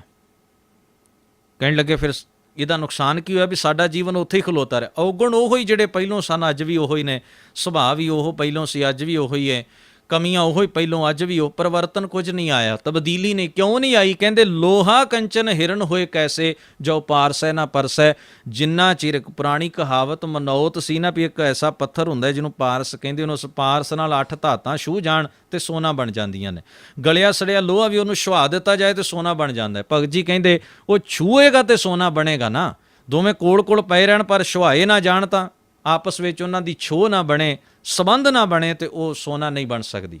ਉਦਾਹਰਣ ਦੇ ਕੇ ਗੱਲ ਸਮਝਾਈਏ ਵੀ ਪੜ੍ਹੀ ਹੋਈ ਗੱਲ ਨਾਲ ਮਨ ਦੀ ਛੋਹ ਬਣ ਜਾਏ, ਸੁਣੀ ਹੋਈ ਗੱਲ ਨਾਲ ਮਨ ਦੀ ਛੋਹ ਬਣ ਜਾਏ, ਕਥੀ ਹੋਈ ਗੱਲ ਨਾਲ ਮਨ ਦਾ ਸੰਬੰਧ ਬਣ ਜਾਏ, ਤਦੋਂ ਹੀ ਜੀਵਨ ਸੋਨਾ ਬਣੇਗਾ, ਤਦੋਂ ਹੀ ਜੀਵਨ ਵਿੱਚ ਖੁਸ਼ਹਾਲੀ ਤੇ ਚੜ੍ਹਦੀ ਕਲਾ ਆਏਗੀ, ਤਦੋਂ ਹੀ ਜੀਵਨ ਅੰਦਰ ਗੁਣ ਆਉਣਗੇ। ਤੋ ਸਤਿਗੁਰੂ ਕਹਿੰਦੇ ਨੇ ਗਾਵੀਏ, ਗਾ ਵੀ ਲਈਏ, ਕਥ ਵੀ ਲਈਏ, ਬਿਆਨ ਵੀ ਕਰ ਲਈਏ, ਸੁਣੀਏ ਵੀ ਉਸ ਨੂੰ, ਪਰ ਅਗਲਾ ਕੰਮ ਕਰਨਾ ਨਾ ਭੁੱਲੀਏ। ਮਨ ਰੱਖੀਏ ਭਾਓ। ਅਗਲਾ ਕਰਮ ਬੜਾ ਜ਼ਰੂਰੀ ਹੈ ਵੀ ਉਸ ਗਾਏ ਅਤੇ ਉਸ ਸੁਣੇ ਨਾਲ, ਉਸ ਬਿਆਨ ਕੀਤੇ ਨਾਲ ਅਸੀਂ ਮਨ ਵਿੱਚ ਪਿਆਰ ਵੀ ਜ਼ਰੂਰ ਰੱਖਣਾ ਹੈ। ਮਨ ਰੱਖੀਏ ਭਾਓ, ਮਨ ਵਿੱਚ ਪਿਆਰ ਰੱਖੀਏ, ਮਨ ਅੰਦਰ ਪ੍ਰੇਮ ਰੱਖੀਏ, ਮਨ ਅੰਦਰ ਲਗਾਵ ਰੱਖੀਏ ਉਸ ਗੱਲ ਦੇ ਨਾਲ। ਅਗਰ ਇਹ ਕੰਮ ਅਸੀਂ ਕਰ ਲਿਆ ਤੇ ਸਤਿਗੁਰੂ ਗੁਰੂ ਨਾਨਕ ਸਾਹਿਬ ਕਹਿੰਦੇ ਨੇ, ਦੁੱਖ ਪਰਹਰ। ਪਰਹਰ ਦਾ ਅਰਥ ਹੁੰਦਾ ਹੈ ਦੁੱਖ ਨੂੰ ਦੂਰ ਕਰਕੇ। ਦੁੱਖ ਨੂੰ ਅਸੀਂ ਦੂਰ ਕਰ ਲਵਾਂਗੇ, ਆਪਣੇ ਅੰਦਰ ਦੀ ਉਲਝਣ, ਆਪਣੇ ਅੰਦਰ ਦਾ ਮਾਨਸਿਕ ਦੁੱਖ, ਆਤਮਿਕ ਕਲੇਸ਼ ਜਿਹੜੇ ਨੇ ਉਹ ਸਾਡੇ ਅੰਦਰੋਂ ਬਾਹਰ ਚਲੇ ਜਾਣਗੇ। ਸਾਡਾ ਮਨ ਸੁਖੀ ਹੋਏਗਾ, ਸਾਡੀ ਆਤਮਾ ਹਰ ਕਿਸਮ ਦੇ ਮਾਨਸਿਕ ਔਰ ਪਰੇਸ਼ਾਨੀਆਂ ਤੋਂ ਅਸੀਂ ਅੰਦਰੋਂ ਨਿਰਲੇਪ ਹੋਵਾਂਗੇ। ਜਦੋਂ ਸਾਡੇ ਮਨ ਦੇ ਦੁੱਖ ਬਿਨਸ ਗਏ, ਜਦੋਂ ਸਾਡੀਆਂ ਮਨ ਦੀਆਂ ਪਰੇਸ਼ਾਨੀਆਂ ਤੇ ਉਲਝਣਾਂ ਸਾਡੇ ਅੰਦਰੋਂ ਨਿਕਲ ਗਈਆਂ, ਦੂਰ ਹੋ ਗਈਆਂ, ਫਿਰ ਇੱਕ ਪ੍ਰਾਪਤੀ ਹੋਏਗੀ, ਸਾਨੂੰ ਸੁੱਖ ਘਰ ਲੈ ਜਾਏ। ਅਸੀਂ ਆਤਮਿਕ ਸੁੱਖ ਆਪਣੇ ਹਿਰਦੇ ਰੂਪੀ ਘਰ ਵਿੱਚ ਲੈ ਆਵਾਂਗੇ, ਹਿਰਦੇ 'ਚ ਵਸਾ ਲਵਾਂਗੇ। ਦੁੱਖ ਪਰ ਹਰ ਸੁੱਖ ਘਰ ਲੈ ਜਾਏ। ਫਿਰ ਸਾਡੇ ਹਿਰਦੇ ਰੂਪੀ ਘਰ ਦੇ ਅੰਦਰ ਸੁੱਖ ਹੀ ਹੋਏਗਾ, ਤਸੱਲੀ ਹੋਏਗੀ, ਸੰਤੁਸ਼ਟੀ ਹੋਏਗੀ, ਟਿਕਾਅ ਹੋਏਗਾ। ਔਰ ਵਿਕਾਰਾਂ ਦੀ ਖਰਾਬੀ ਕਾਰਨ ਜਿਹੜੇ ਦੁੱਖ, ਪਰੇਸ਼ਾਨੀਆਂ, ਉਲਝਣਾਂ ਸਾਡੇ ਮਨ ਅੰਦਰ ਪੈਂਦੀਆਂ ਨੇ ਉਹ ਨਿਕਲ ਜਾਣਗੀਆਂ। ਵੈਸੇ ਵੀ ਇਹ ਸਾਡੀ ਵਿਡੰਬਣਾ ਹੀ ਕਹੀ ਜਾ ਸਕਦੀ ਹੈ ਵੀ ਸਾਡੇ ਜੀਵਨ ਦੇ ਅੰਦਰ ਜੋ ਸਾਨੂੰ ਆਤਮਿਕ ਮਾਨਸਿਕ ਪਰੇਸ਼ਾਨੀਆਂ ਨੇ ਉਹਨਾਂ ਦੀ ਗੱਲ ਅਸੀਂ ਬਿਲਕੁਲ ਵੀ ਸੁਚੇਤ ਨਹੀਂ ਆ। ਐਵੇਂ ਵਾਧੂ ਫੋਕਟ ਦੀਆਂ ਬਾਹਰ ਦੀਆਂ ਦੁੱਖ ਸੁੱਖ ਦੀਆਂ ਕਹਾਣੀਆਂ ਵਿੱਚ ਸਾਡਾ ਜੀਵਨ ਜ਼ਿਆਦਾ ਉਲਝਿਆ ਹੋਇਆ ਹੈ। ਤਾਂ ਬਹੁਤੀਆਂ ਪਰੇਸ਼ਾਨੀਆਂ ਸਾਡੇ ਜੀਵਨ 'ਚ, ਬਹੁਤੇ ਦੁੱਖ ਸਾਡੇ ਜੀਵਨ 'ਚ ਸਾਡੇ ਮਨ ਆਤਮਾ ਤੋਂ ਉੱਠੇ ਹੋਏ ਨੇ। ਤਾਂ ਸਤਿਗੁਰੂ ਜੀ ਆਖਦੇ ਨੇ ਗੁਰਮੁਖ ਨਾਦੰ ਗੁਰਮੁਖ ਵੇਦੰ ਗੁਰਮੁਖ ਰਹਿਆ ਸਮਾਈ। ਇੱਥੇ ਗੁਰਮੁਖ ਸ਼ਬਦ ਦਾ ਅਰਥ ਹੈ ਗੁਰੂ, ਸਤਿਗੁਰੂ। ਨਾਦ ਦਾ ਅਰਥ ਵਿਦਵਾਨਾਂ ਨੇ ਇੱਕ ਤਾਂ ਆਵਾਜ਼ ਕੀਤਾ, ਧੁਨ, ਨਾਮ, ਅਕਾਲ ਪੁਰਖ ਪਰਮਾਤਮਾ ਦਾ ਨਾਮ, ਅਕਾਲ ਪੁਰਖ ਦਾ ਸਿਮਰਨ, ਅਕਾਲ ਪੁਰਖ ਦੇ ਗੁਣ, ਅਕਾਲ ਪੁਰਖ ਦੀ ਹੋਂਦ ਦਾ ਅਨੁਭਵ, ਉਹਦੀ ਹੋਂਦ ਦਾ ਵਿਸ਼ਵਾਸ। ਇੱਕ ਤਾਂ ਨਾਦ ਦਾ ਅਰਥ ਕੀਤਾ। ਦੂਸਰਾ ਨਾਦ ਦਾ ਅਰਥ ਇਹ ਕੀਤਾ ਵੀ ਜਿਵੇਂ ਜੋਗੀ ਲੋਕ ਸਮਾਧੀ ਲਾ ਕੇ, ਧਿਆਨ ਟਿਕਾ ਕੇ ਉਹ ਕਹਿੰਦੇ ਸਨ ਵੀ ਜਦੋਂ ਸਾਡੀਆਂ ਇੰਦਰੀਆਂ ਸ਼ਾਂਤ ਹੋ ਜਾਂਦੀਆਂ ਨੇ, ਜਦੋਂ ਸਾਡਾ ਮਨ ਸ਼ੂਨ ਅਵਸਥਾ 'ਚ ਚਲਿਆ ਜਾਂਦਾ ਹੈ, ਤਦੋਂ ਸਾਡੇ ਅੰਦਰ ਇੱਕ ਨਾਦ ਵੱਜਦਾ ਹੈ, ਇੱਕ ਆਵਾਜ਼ ਉੱਠਦੀ। ਉਹ ਨਾਦ, ਉਹ ਆਵਾਜ਼ ਪਰਮਾਤਮਾ ਦੀ ਅਲੱਖ ਨਿਰੰਜਨ ਦੀ ਆਵਾਜ਼ ਹੈ। ਤੋ ਇਸ ਤਰ੍ਹਾਂ ਦੇ ਕੁਝ ਖਿਆਲ ਜੋਗ ਮਤ ਨੇ ਪ੍ਰਗਟ ਕੀਤੇ ਸਨ। ਇੱਥੇ ਗੁਰਬਾਣੀ ਦੇ ਅਰਥ ਕਰਨ ਵਾਲਿਆਂ ਨੇ, ਟੀਕਾਕਾਰਾਂ ਨੇ ਬੜੇ ਖੂਬਸੂਰਤ ਅਰਥ ਕਰਦਿਆਂ ਇਹ ਗੱਲ ਲਿਖੀ ਹੈ, ਗੁਰਮੁਖ ਨਾਦੰ, ਸਤਿਗੁਰੂ ਦੇ ਰਾਹੀਂ ਸਾਨੂੰ ਅਕਾਲ ਪੁਰਖ ਦੇ ਨਾਮ ਦੀ, ਸਿਮਰਨ ਦੀ, ਅਕਾਲ ਪੁਰਖ ਦੇ ਗੁਣਾਂ ਦੀ ਸੋਝੀ ਹੁੰਦੀ ਹੈ। ਅਕਾਲ ਪੁਰਖ ਦੀ ਹੋਂਦ ਦਾ ਅਨੁਭਵ ਹੁੰਦਾ ਹੈ। ਅਕਾਲ ਪੁਰਖ ਦੀ ਹੋਂਦ ਵਿੱਚ ਸਾਡਾ ਵਿਸ਼ਵਾਸ ਟਿਕਦਾ ਹੈ, ਕਿਉਂਕਿ ਗੁਰੂ ਉਹਦੇ ਗੁਣਾਂ ਨਾਲ ਸਾਡਾ ਮਨ, ਸਾਡੇ ਹਿਰਦੇ ਨੂੰ ਜੋੜਦਾ ਹੈ। ਗੁਰੂ ਦੇ ਰਾਹੀਂ ਸਾਨੂੰ ਅਕਾਲ ਪੁਰਖ ਦੇ ਨਾਮ ਦੀ ਸੋਝੀ ਹੁੰਦੀ ਹੈ। ਅਤੇ ਜਦੋਂ ਇਹ ਸੋਝੀ ਹੋ ਜਾਏ, ਫਿਰ ਉਹ ਜੋਗੀਆਂ ਵਾਲੇ ਨਾਦ ਦੀ ਗੱਲ ਜਿਹੜੀ ਹੈ ਉਹ ਬਹੁਤ ਪਿੱਛੇ ਰਹਿ ਜਾਂਦੀ ਹੈ। ਫਿਰ ਨਾ ਉਹੋ ਜਿਹੇ ਉਹ ਸਰੀਰ ਨੂੰ ਖਪਾ ਕਰਨੇ ਪੈਂਦੇ ਨੇ, ਨਾ ਮਨ ਨੂੰ ਇਸ ਤਰ੍ਹਾਂ ਸ਼ੂਨ ਸਮਾਧੀ 'ਚ ਲਿਜਾਣ ਵਾਸਤੇ ਸਾਰਾ ਜੀਵਨ ਆਪਣਾ ਇਹਨਾਂ ਫੋਕਟ ਕਰਮ ਕਾਂਡਾਂ ਔਰ ਮਿਹਨਤਾਂ ਦੇ ਵਿੱਚ ਬਰਬਾਦ ਕਰਨਾ ਪੈਂਦਾ ਹੈ। ਅਤੇ ਨਾ ਹੀ ਫਿਰ ਉਹ ਫੋਕੇ ਨਾਦ ਸੁਣਨ ਦੀ ਇੱਛਾ ਦੇ ਵਿੱਚ ਬੰਦਾ ਆਪਣੇ ਇਸ ਮਨੁੱਖਾ ਜੀਵਨ ਨੂੰ, ਇਸ ਕੀਮਤੀ ਜ਼ਿੰਦਗੀ ਨੂੰ ਐਵੇਂ ਤਬਾਹ ਕਰਦਾ ਹੈ। ਫਿਰ ਤਾਂ ਗੁਰੂ ਦੇ ਰਾਹੀਂ ਅਕਾਲ ਪੁਰਖ ਦੇ ਗੁਣਾਂ ਦੀ ਸੋਝੀ ਸਾਡੇ ਮਨ ਅੰਦਰ ਟਿਕ ਜਾਂਦੀ ਹੈ। ਗੁਰਮੁਖ ਨਾਦੰ ਗੁਰਮੁਖ ਵੇਦੰ, ਸਤਿਗੁਰੂ, ਗੁਰੂ ਦੇ ਰਾਹੀਂ। ਵੇਦ ਦਾ ਅਰਥ ਹੈ ਗਿਆਨ, ਔਰ ਵੇਦ ਦਾ ਅਰਥ ਵੈਦਿਕ ਵਿਚਾਰਧਾਰਾ ਵੀ ਕੀਤਾ ਕੁਝ ਟੀਕਾਕਾਰਾਂ ਨੇ। ਇਸ ਦਾ ਅਰਥ ਕਰਦਿਆਂ ਹੋਇਆਂ ਲਿਖਿਆ ਗਿਆ ਹੈ, ਗੁਰਮੁਖ ਵੇਦੰ, ਗੁਰੂ ਦੇ ਰਾਹੀਂ ਸਾਨੂੰ ਅਕਾਲ ਪੁਰਖ ਦੀ ਸੋਝੀ, ਗਿਆਨ ਹੋ ਜਾਂਦਾ ਹੈ। ਅਕਾਲ ਪੁਰਖ ਦੇ ਬਾਬਤ ਸਾਡੇ ਮਨ ਅੰਦਰ ਸੋਝੀ ਆ ਜਾਂਦੀ ਹੈ। ਅਸੀਂ ਰੱਬ ਵਾਲਾ ਜੀਵਨ ਜੀਣਾ ਸ਼ੁਰੂ ਕਰ ਦਿੰਦੇ ਹਾਂ। ਰੱਬੀ ਗੁਣਾਂ ਦੇ ਵਿੱਚ ਅਭੇਦ ਹੋ ਕੇ ਆਪਣੇ ਜੀਵਨ ਨੂੰ ਅਕਾਲ ਪੁਰਖ ਦੀ ਯਾਦ, ਉਹਦੀ ਪ੍ਰੇਮਾ ਭਗਤੀ ਵਿੱਚ ਜੋੜ ਕੇ, ਸ਼ੁਭ ਗੁਣਾਂ ਦੇ ਧਾਰਨੀ ਹੋ ਕੇ ਸਚਿਆਰੇ ਜੀਵਨ ਦੇ ਪਾਂਧੀ ਬਣ ਜਾਂਦੇ ਹਾਂ। ਇਹ ਦਾਤ ਸਾਨੂੰ ਗੁਰੂ ਦੇ ਰਾਹੀਂ ਮਿਲਦੀ ਹੈ। ਫਿਰ ਸਾਡਾ ਵੈਦਿਕ ਕੰਮਾਂ ਦੇ ਨਾਲ, ਫਿਰ ਸਾਡਾ ਉਹ ਵੇਦਾਂ ਦੇ ਖਿਆਲਾਂ ਦੇ ਨਾਲ ਕੋਈ ਅੰਤਰੀਵ ਜੋੜ ਨਹੀਂ ਰਹਿ ਜਾਂਦਾ। ਫਿਰ ਉਹ ਸਾਂਝ ਸਾਡੀ ਜਿਹੜੀ ਹੈ ਉਹ ਅਕਾਲ ਪੁਰਖ ਨਾਲ ਜਦੋਂ ਸਿੱਧੇ ਰੂਪ ਵਿੱਚ ਜੁੜ ਜਾਂਦੀ ਹੈ, ਉਹਦੇ ਗੁਣ ਸਾਡੀ ਜ਼ਿੰਦਗੀ ਦਾ ਆਧਾਰ ਬਣ ਜਾਂਦੇ ਨੇ, ਜਿਹਨੂੰ ਗੁਰੂ ਅਮਰਦਾਸ ਮਹਾਰਾਜ ਕਹਿੰਦੇ, ਸਾਚਾ ਨਾਮ ਮੇਰਾ ਆਧਾਰੋ, ਸਾਚ ਨਾਮ ਆਧਾਰ ਮੇਰਾ, ਜਿਨ ਭੁੱਖਾਂ ਸਭ ਗਵਾਈਆਂ, ਕਰ ਸ਼ਾਂਤ ਸੁਖ ਮਨ ਆਏ ਵਸਿਆ, ਜਿਨ ਇੱਛਾ ਸਭ ਪੁਜਾਈਆਂ। ਪਰ ਇਹ ਦਾਤ ਕਿਨ ਦਿੱਤੀ, ਸਦਾ ਕੁਰਬਾਨ ਕੀਤਾ ਗੁਰੂ ਵਿਟੋਂ, ਜਿਸ ਦੀਆਂ ਇਹ ਵਡਿਆਈਆਂ। ਕਹੇ ਨਾਨਕ ਸੁਣੋ ਸੰਤੋ, ਸ਼ਬਦ ਧਰੋ ਪਿਆਰੋ, ਸਾਚਾ ਨਾਮ ਮੇਰਾ ਆਧਾਰੋ। ਤਾਂ ਫਿਰ ਕੋਈ ਵੈਦਿਕ ਕਰਮ ਕਾਂਡਾਂ ਦੀ ਲੋੜ ਜਾਂ ਜੋਗ ਮਤ ਦੇ ਇਹਨਾਂ ਚਿੰਨ੍ਹ ਚਿੰਨ੍ਹਾਂ ਦੀ ਜਾਂ ਕਰਮ ਕਾਂਡਾਂ ਦੀ ਜ਼ਰੂਰਤ ਮਨੁੱਖ ਨੂੰ ਰਹਿ ਨਹੀਂ ਜਾਂਦੀ। ਗੁਰਮੁਖ ਰਹਿਆ ਸਮਾਈ, ਸਤਿਗੁਰੂ, ਗੁਰੂ ਦੇ ਰਾਹੀਂ ਹੀ ਇਹ ਸੋਝੀ ਸਾਨੂੰ ਪ੍ਰਾਪਤ ਹੁੰਦੀ ਹੈ। ਰਹਿਆ ਸਮਾਈ ਵੀ ਉਹ ਅਕਾਲ ਪੁਰਖ ਸਾਰਿਆਂ ਦੇ ਅੰਦਰ, ਉਸ ਅਕਾਲ ਪੁਰਖ ਵਾਹਿਗੁਰੂ ਦੀ ਜੋਤ ਰਮੀ ਹੈ। ਉਹਦਾ ਜੀਵਨ ਸਭਨਾਂ ਦੇ ਵਿੱਚ ਵਿਆਪਕ ਹੈ। ਉਹ ਅਕਾਲ ਪੁਰਖ ਵਾਹਿਗੁਰੂ ਦੀ ਸਤਾ ਸਭਨਾਂ ਵਿੱਚ ਮੌਜੂਦ ਹੈ। ਘਟ ਘਟ ਮੈਂ ਹਰ ਜੂ ਬਸੈ, ਸੰਤਨ ਕਹਿਓ ਪੁਕਾਰ, ਜਿਸ ਨੂੰ ਸਾਹਿਬ ਬਾਣੀ ਦੇ ਵਿੱਚ ਆਖਦੇ ਨੇ, ਸਰਬ ਨਿਵਾਸੀ ਸਦਾ ਅਲੇਪਾ, ਤੋਹੀ ਸੰਗ ਸਮਾਈ। ਉਹ ਤਾਂ ਤੇਰੇ ਨਾਲ ਸਮਾਇਆ, ਤੇਰੇ ਅੰਦਰ, ਤੇਰੇ ਭੀਤਰ ਵਸਿਆ ਹੋਇਆ। ਤੋ ਦਾਤਾਰ ਜੀ ਆਖਦੇ ਨੇ, ਗੁਰ ਈਸ਼ਰ, ਗੁਰ ਗੋਰਖ ਬ੍ਰਹਮਾ, ਗੁਰ ਪਾਰਬਤੀ ਮਾਈ। ਹੁਣ ਇੱਥੇ ਗੁਰ ਦਾ ਅਰਥ ਹੈ ਗੁਰੂ ਹੀ। ਸਾਡੇ ਲਈ ਈਸ਼ਰ, ਇਹ ਕੁਝ ਸਨਾਤਨੀ ਮਤ ਵਿੱਚ, ਪੁਰਾਣਕ ਵਿਚਾਰਧਾਰਾ ਦੇ ਵਿੱਚ ਦੇਵਤੇ ਮੰਨੇ ਗਏ, ਬਹੁਤ ਪ੍ਰਮੁੱਖ ਸ਼ਕਤੀਆਂ ਦੇ ਦੇਵ ਮੰਨੇ ਗਏ ਹਨ। ਈਸ਼ਰ ਦਾ ਭਾਵ ਇਸ ਜਗ੍ਹਾ ਦੇ ਉੱਤੇ ਹੈ ਸ਼ਿਵ, ਔਰ ਗੋਰਖ ਜੋਗੀਆਂ ਦਾ ਜਿਸ ਤੋਂ ਆਰੰਭ ਹੁੰਦਾ ਹੈ। ਬ੍ਰਹਮਾ ਦਾ ਅਰਥ ਹੈ ਜੋ ਸੰਸਾਰ ਨੂੰ ਪੈਦਾ ਕਰਨ ਵਾਲਾ ਬ੍ਰਹਮਾ ਹੈ, ਔਰ ਪਾਰਬਤੀ ਜਿਸ ਨੂੰ ਦੁਰਗਾ ਜਾਂ ਭਵਾਨੀ ਕਹਿ ਕੇ, ਔਰ ਸ਼ਿਵ ਦੀ ਪਤਨੀ ਕਹਿ ਕੇ ਉਸ ਦੇ ਕਈ ਰੂਪਾਂ ਦੀ ਪੂਜਾ ਪ੍ਰਚਲਿਤ ਹੈ। ਮਾਈ ਦੇ ਅਰਥ ਪਾਰਬਤੀ ਦੇ ਨਾਲ ਜੁੜਿਆ ਹੋਇਆ ਮਾਈ, ਦੇਵੀ ਪਾਰਬਤੀ ਵੀ ਕੀਤਾ ਗਿਆ, ਔਰ ਮਾਈ ਦਾ ਅਰਥ ਲਕਸ਼ਮੀ ਵੀ ਕੀਤਾ ਗਿਆ। ਸਤਿਗੁਰੂ ਧੰਨ ਗੁਰੂ ਨਾਨਕ ਮਹਾਰਾਜ ਇਸ ਪੰਕਤੀ ਵਿੱਚ ਕਹਿੰਦੇ ਹਨ, ਜਦੋਂ ਗੁਰੂ ਦੇ ਰਾਹੀਂ ਅਕਾਲ ਪੁਰਖ ਦੇ ਨਾਮ ਦੀ, ਉਹਦੀ ਗੁਣਾਂ ਦੀ, ਗੁਰੂ ਦੇ ਰਾਹੀਂ ਅਕਾਲ ਪੁਰਖ ਦੀ ਹੋਂਦ ਦੀ ਸੋਝੀ ਤੇ ਸਮਝ ਇਨਸਾਨ ਨੂੰ ਪੈ ਜਾਂਦੀ ਹੈ, ਤੇ ਅਸੀਂ ਅਕਾਲ ਪੁਰਖ ਦੀ ਹੋਂਦ ਨੂੰ ਸਾਰੇ ਮਨੁੱਖਾਂ ਜੀਵਾਂ 'ਚ ਮਹਿਸੂਸ ਕਰਨਾ ਸ਼ੁਰੂ ਕਰਦੇ ਹਾਂ। ਇਸ ਕੁਦਰਤ ਦੇ ਅੰਦਰ ਵਸੇ ਹੋਏ ਅਕਾਲ ਪੁਰਖ ਦਾ ਅਨੁਭਵ ਕਰਦੇ ਹਾਂ। ਫਿਰ ਅਸੀਂ ਸਮਝਦੇ ਹਾਂ ਵੀ ਕੋਈ ਗੈਰ ਨਹੀਂ, ਕੋਈ ਐਸਾ ਨਹੀਂ, ਕੋਈ ਨੀਚ ਨਹੀਂ, ਕੋਈ ਊਚ ਨਹੀਂ, ਸਭ ਮਨੁੱਖ ਬਰਾਬਰ ਨੇ, ਕਿਉਂਕਿ ਸਾਰਿਆਂ ਅੰਦਰ ਰੱਬ ਦੀ ਜੋਤ ਹੈ। ਜਦੋਂ ਇਹੋ ਜਿਹਾ ਸੁਭਾਅ ਬਣ ਜਾਂਦਾ ਹੈ ਤੇ ਫਿਰ ਸਤਿਗੁਰੂ ਜੀ ਗੁਰੂ ਤੋਂ ਸਦਕੇ ਜਾਂਦਿਆਂ ਕਹਿੰਦੇ ਨੇ, ਗੁਰ ਈਸ਼ਰ ਗੁਰ ਗੋਰਖ ਬ੍ਰਹਮਾ ਗੁਰ ਪਾਰਬਤੀ ਮਾਈ। ਫਿਰ ਗੁਰੂ ਹੀ ਸਾਡੇ ਵਾਸਤੇ ਈਸ਼ਰ ਸ਼ਿਵ ਹੈ, ਗੁਰੂ ਹੀ ਸਾਡੇ ਵਾਸਤੇ ਗੋਰਖ ਤੇ ਬ੍ਰਹਮਾ ਹੈ, ਤੇ ਗੁਰੂ ਹੀ ਸਾਡੇ ਵਾਸਤੇ ਦੇਵੀ ਪਾਰਵਤੀ ਹੈ, ਲਕਸ਼ਮੀ ਹੈ। ਭਾਵ ਅਰਥ ਵੀ ਹੁਣ ਦੇਵੀ ਤੇ ਦੇਵਤਿਆਂ ਦੇ ਨਾਲ ਜਾਂ ਤਥਾ ਕਥਿਤ ਹੋਰ ਕਿਸੇ ਸ਼ਕਤੀਆਂ ਦੇ ਨਾਲ ਸਾਡਾ ਸੰਬੰਧ ਨਹੀਂ, ਹੁਣ ਗੁਰੂ ਹੀ ਸਾਡੇ ਲਈ ਸਾਰਾ ਕੁਝ ਹੈ। ਗੁਰੂ ਤੋਂ ਅੱਗੇ ਹੁਣ ਸਾਡੇ ਲਈ ਕੁਝ, ਕਿਉਂਕਿ ਗੁਰੂ ਨੇ ਸਾਡਾ ਜੀਵਨ ਸਵਾਰ ਦਿੱਤਾ, ਗੁਰੂ ਨੇ ਸਾਨੂੰ ਸੋਝੀ ਦਿੱਤੀ, ਗੁਰੂ ਨੇ ਸਾਨੂੰ ਇੱਕ ਅਕਾਲ ਪੁਰਖ ਨਾਲ ਜੋੜਿਆ। ਇਸ ਕਰਕੇ ਹੁਣ ਹੋਰ ਕਿਸੇ ਦੀ ਪੂਜਾ ਦਾ ਤਾਂ ਅਰਥ ਹੀ ਨਹੀਂ ਜੀਵਨ 'ਚ ਰਹਿ ਗਿਆ। ਹੋਰ ਕਿਸੇ ਸ਼ਕਤੀ ਨੂੰ ਧਿਆਉਣ ਤੇ ਮੰਨਣ ਤੇ ਕਰਮਕਾਂਡ ਕਰਨ ਦੀ ਤਾਂ ਗੱਲ ਹੀ ਹੁਣ ਜੀਵਨ ਵਿੱਚੋਂ ਮੁੱਕ ਗਈ, ਕਿਉਂਕਿ ਮੰਜ਼ਿਲ ਜੋ ਪ੍ਰਾਪਤ ਕਰਨੀ ਸੀ ਸਚਿਆਰੇ ਜੀਵਨ ਦੀ, ਉਹ ਗੁਰੂ ਨੇ ਦੇ ਦਿੱਤੀ ਹੈ। ਇਸ ਕਰਕੇ ਬਾਣੀ 'ਚ ਸਮਝਾਇਆ ਗਿਆ, ਦੇਵੀ ਦੇਵਾ ਮੂਲ ਹੈ ਮਾਇਆ, ਸਿਮਰਤ ਸ਼ਾਸਤ ਜੇ ਨਿਉ ਪਾਇਆ। ਗੁਰਬਾਣੀ ਨੇ ਫਰਮਾਇਆ, ਬ੍ਰਹਮਾ ਵਿਸ਼ਨੂੰ ਮਹਾਦੇਵ ਤ੍ਰੈ ਗੁਣ ਰੋਗੀ ਵਿੱਚ ਹਉਮੈ ਕਾਰ ਕਮਾਈ। ਸਤਿਗੁਰੂ ਮਹਾਰਾਜ ਐਸੇ ਬਚਨ ਕਰਕੇ ਸਾਨੂੰ ਇਹ ਸਮਝਾਉਂਦੇ ਨੇ, ਸੰਸਾਰ ਦੀਆਂ ਤਥਾ ਕਥਿਤ ਸ਼ਕਤੀਆਂ, ਦੇਵੀ ਦੇਵ ਫਰਿਸ਼ਤਿਆਂ ਦੀ ਹੋਂਦ, ਹੋਰ ਇਸ ਤਰ੍ਹਾਂ ਦੀਆਂ ਸਭ ਕਿਸਮ ਦੀ ਅਡੰਬਰਾਂ ਦੀ ਪੂਜਾ ਦੇ ਵਿੱਚੋਂ ਤੇਰੀ ਸੁਰਤ ਨੂੰ ਕੱਢ ਕੇ ਗੁਰੂ ਨੇ ਇੱਕ ਅਕਾਲ ਪੁਰਖ ਦੇ ਗੁਣਾਂ ਦੇ ਨਾਲ ਜੋੜਨਾ ਹੈ। ਤੇ ਫਿਰ ਤੇਰੇ ਅੰਦਰੋਂ ਇਹ ਆਵਾਜ਼ ਉੱਠਣੀ ਹੈ, ਮੇਰੇ ਮਨ ਏਕਸ ਸਿਉ ਚਿਤ ਲਾਏ, ਏਕਸ ਬਿਨ ਸਭ ਧੰਦ ਹੈ, ਸਭ ਮਿਥਿਆ ਮੋਹ ਮਾਏ। ਉਸ ਇੱਕ ਅਕਾਲ ਪੁਰਖ ਪ੍ਰਮਾਤਮਾ ਤੋਂ ਬਿਨਾਂ ਸਭ ਮਿਥਿਆ, ਮਾਇਆ ਦੇ ਜੰਜਾਲ, ਸਭ ਝੰਜਟ ਨੇ, ਇਹਨਾਂ ਦੇ ਵਿੱਚੋਂ ਤੂੰ ਬਾਹਰ ਆ ਜਾਣਾ ਹੈ।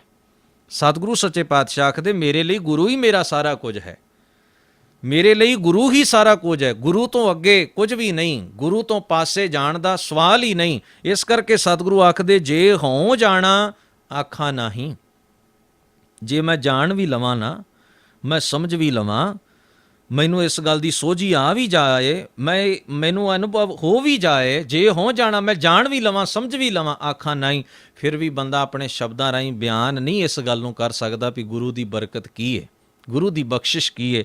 ਇਹ ਸ਼ਬਦਾਂ ਦੀ ਮੁਤਾਜ ਨੇ, ਕਹਿਣਾ ਕਥਨ ਨਾ ਜਾਈ, ਕਥਨ ਕਿਹਾ ਨਹੀਂ ਜਾ ਸਕਦਾ, ਬਿਆਨ ਤੋਂ ਪਰੇ ਹੈ ਗੱਲ। ਉਹ ਅਕਾਲ ਪੁਰਖ ਵਾਹਿਗੁਰੂ ਦੇ ਜੋ ਗੁਣ ਨੇ ਸੰਪੂਰਨ ਰੂਪ ਵਿੱਚ ਬਿਆਨ ਨਹੀਂ ਹੋ ਸਕਦੇ। ਗੁਰੂ ਜੋ ਜੀਵਨ ਦਿੰਦਾ ਹੈ ਉਸ ਨੂੰ ਸ਼ਬਦਾਂ 'ਚ ਬੰਨ੍ਹ ਕੇ ਪੂਰਨ ਰੂਪ ਵਿੱਚ ਬਿਆਨ ਨਹੀਂ ਕੀਤਾ ਜਾ ਸਕਦਾ, ਉਹਦਾ ਰਸ ਆਪਣਾ ਹੀ ਹੈ। ਜਿਹਨੂੰ ਬਾਣੀ ਨੇ ਕਿਹਾ ਨਾ, ਗੂੰਗੇ ਕੀ ਮਠਿਆਈ, ਕਹੋ ਕਬੀਰ ਗੂੰਗਾ ਗੁੜ ਖਾਇਆ, ਪੁੱਛੇ ਤੇ ਕਿਆ ਕਹੀਏ। ਵੀ ਉਹਦਾ ਜੋ ਸਵਾਦ ਹੈ ਨਾ, ਉਹ ਸ਼ਬਦਾਂ ਦਾ ਮੁਤਾਜ ਨਹੀਂ ਰਹਿ ਜਾਂਦਾ। ਇਹ ਐਸੀ ਬਾਤ ਹੈ।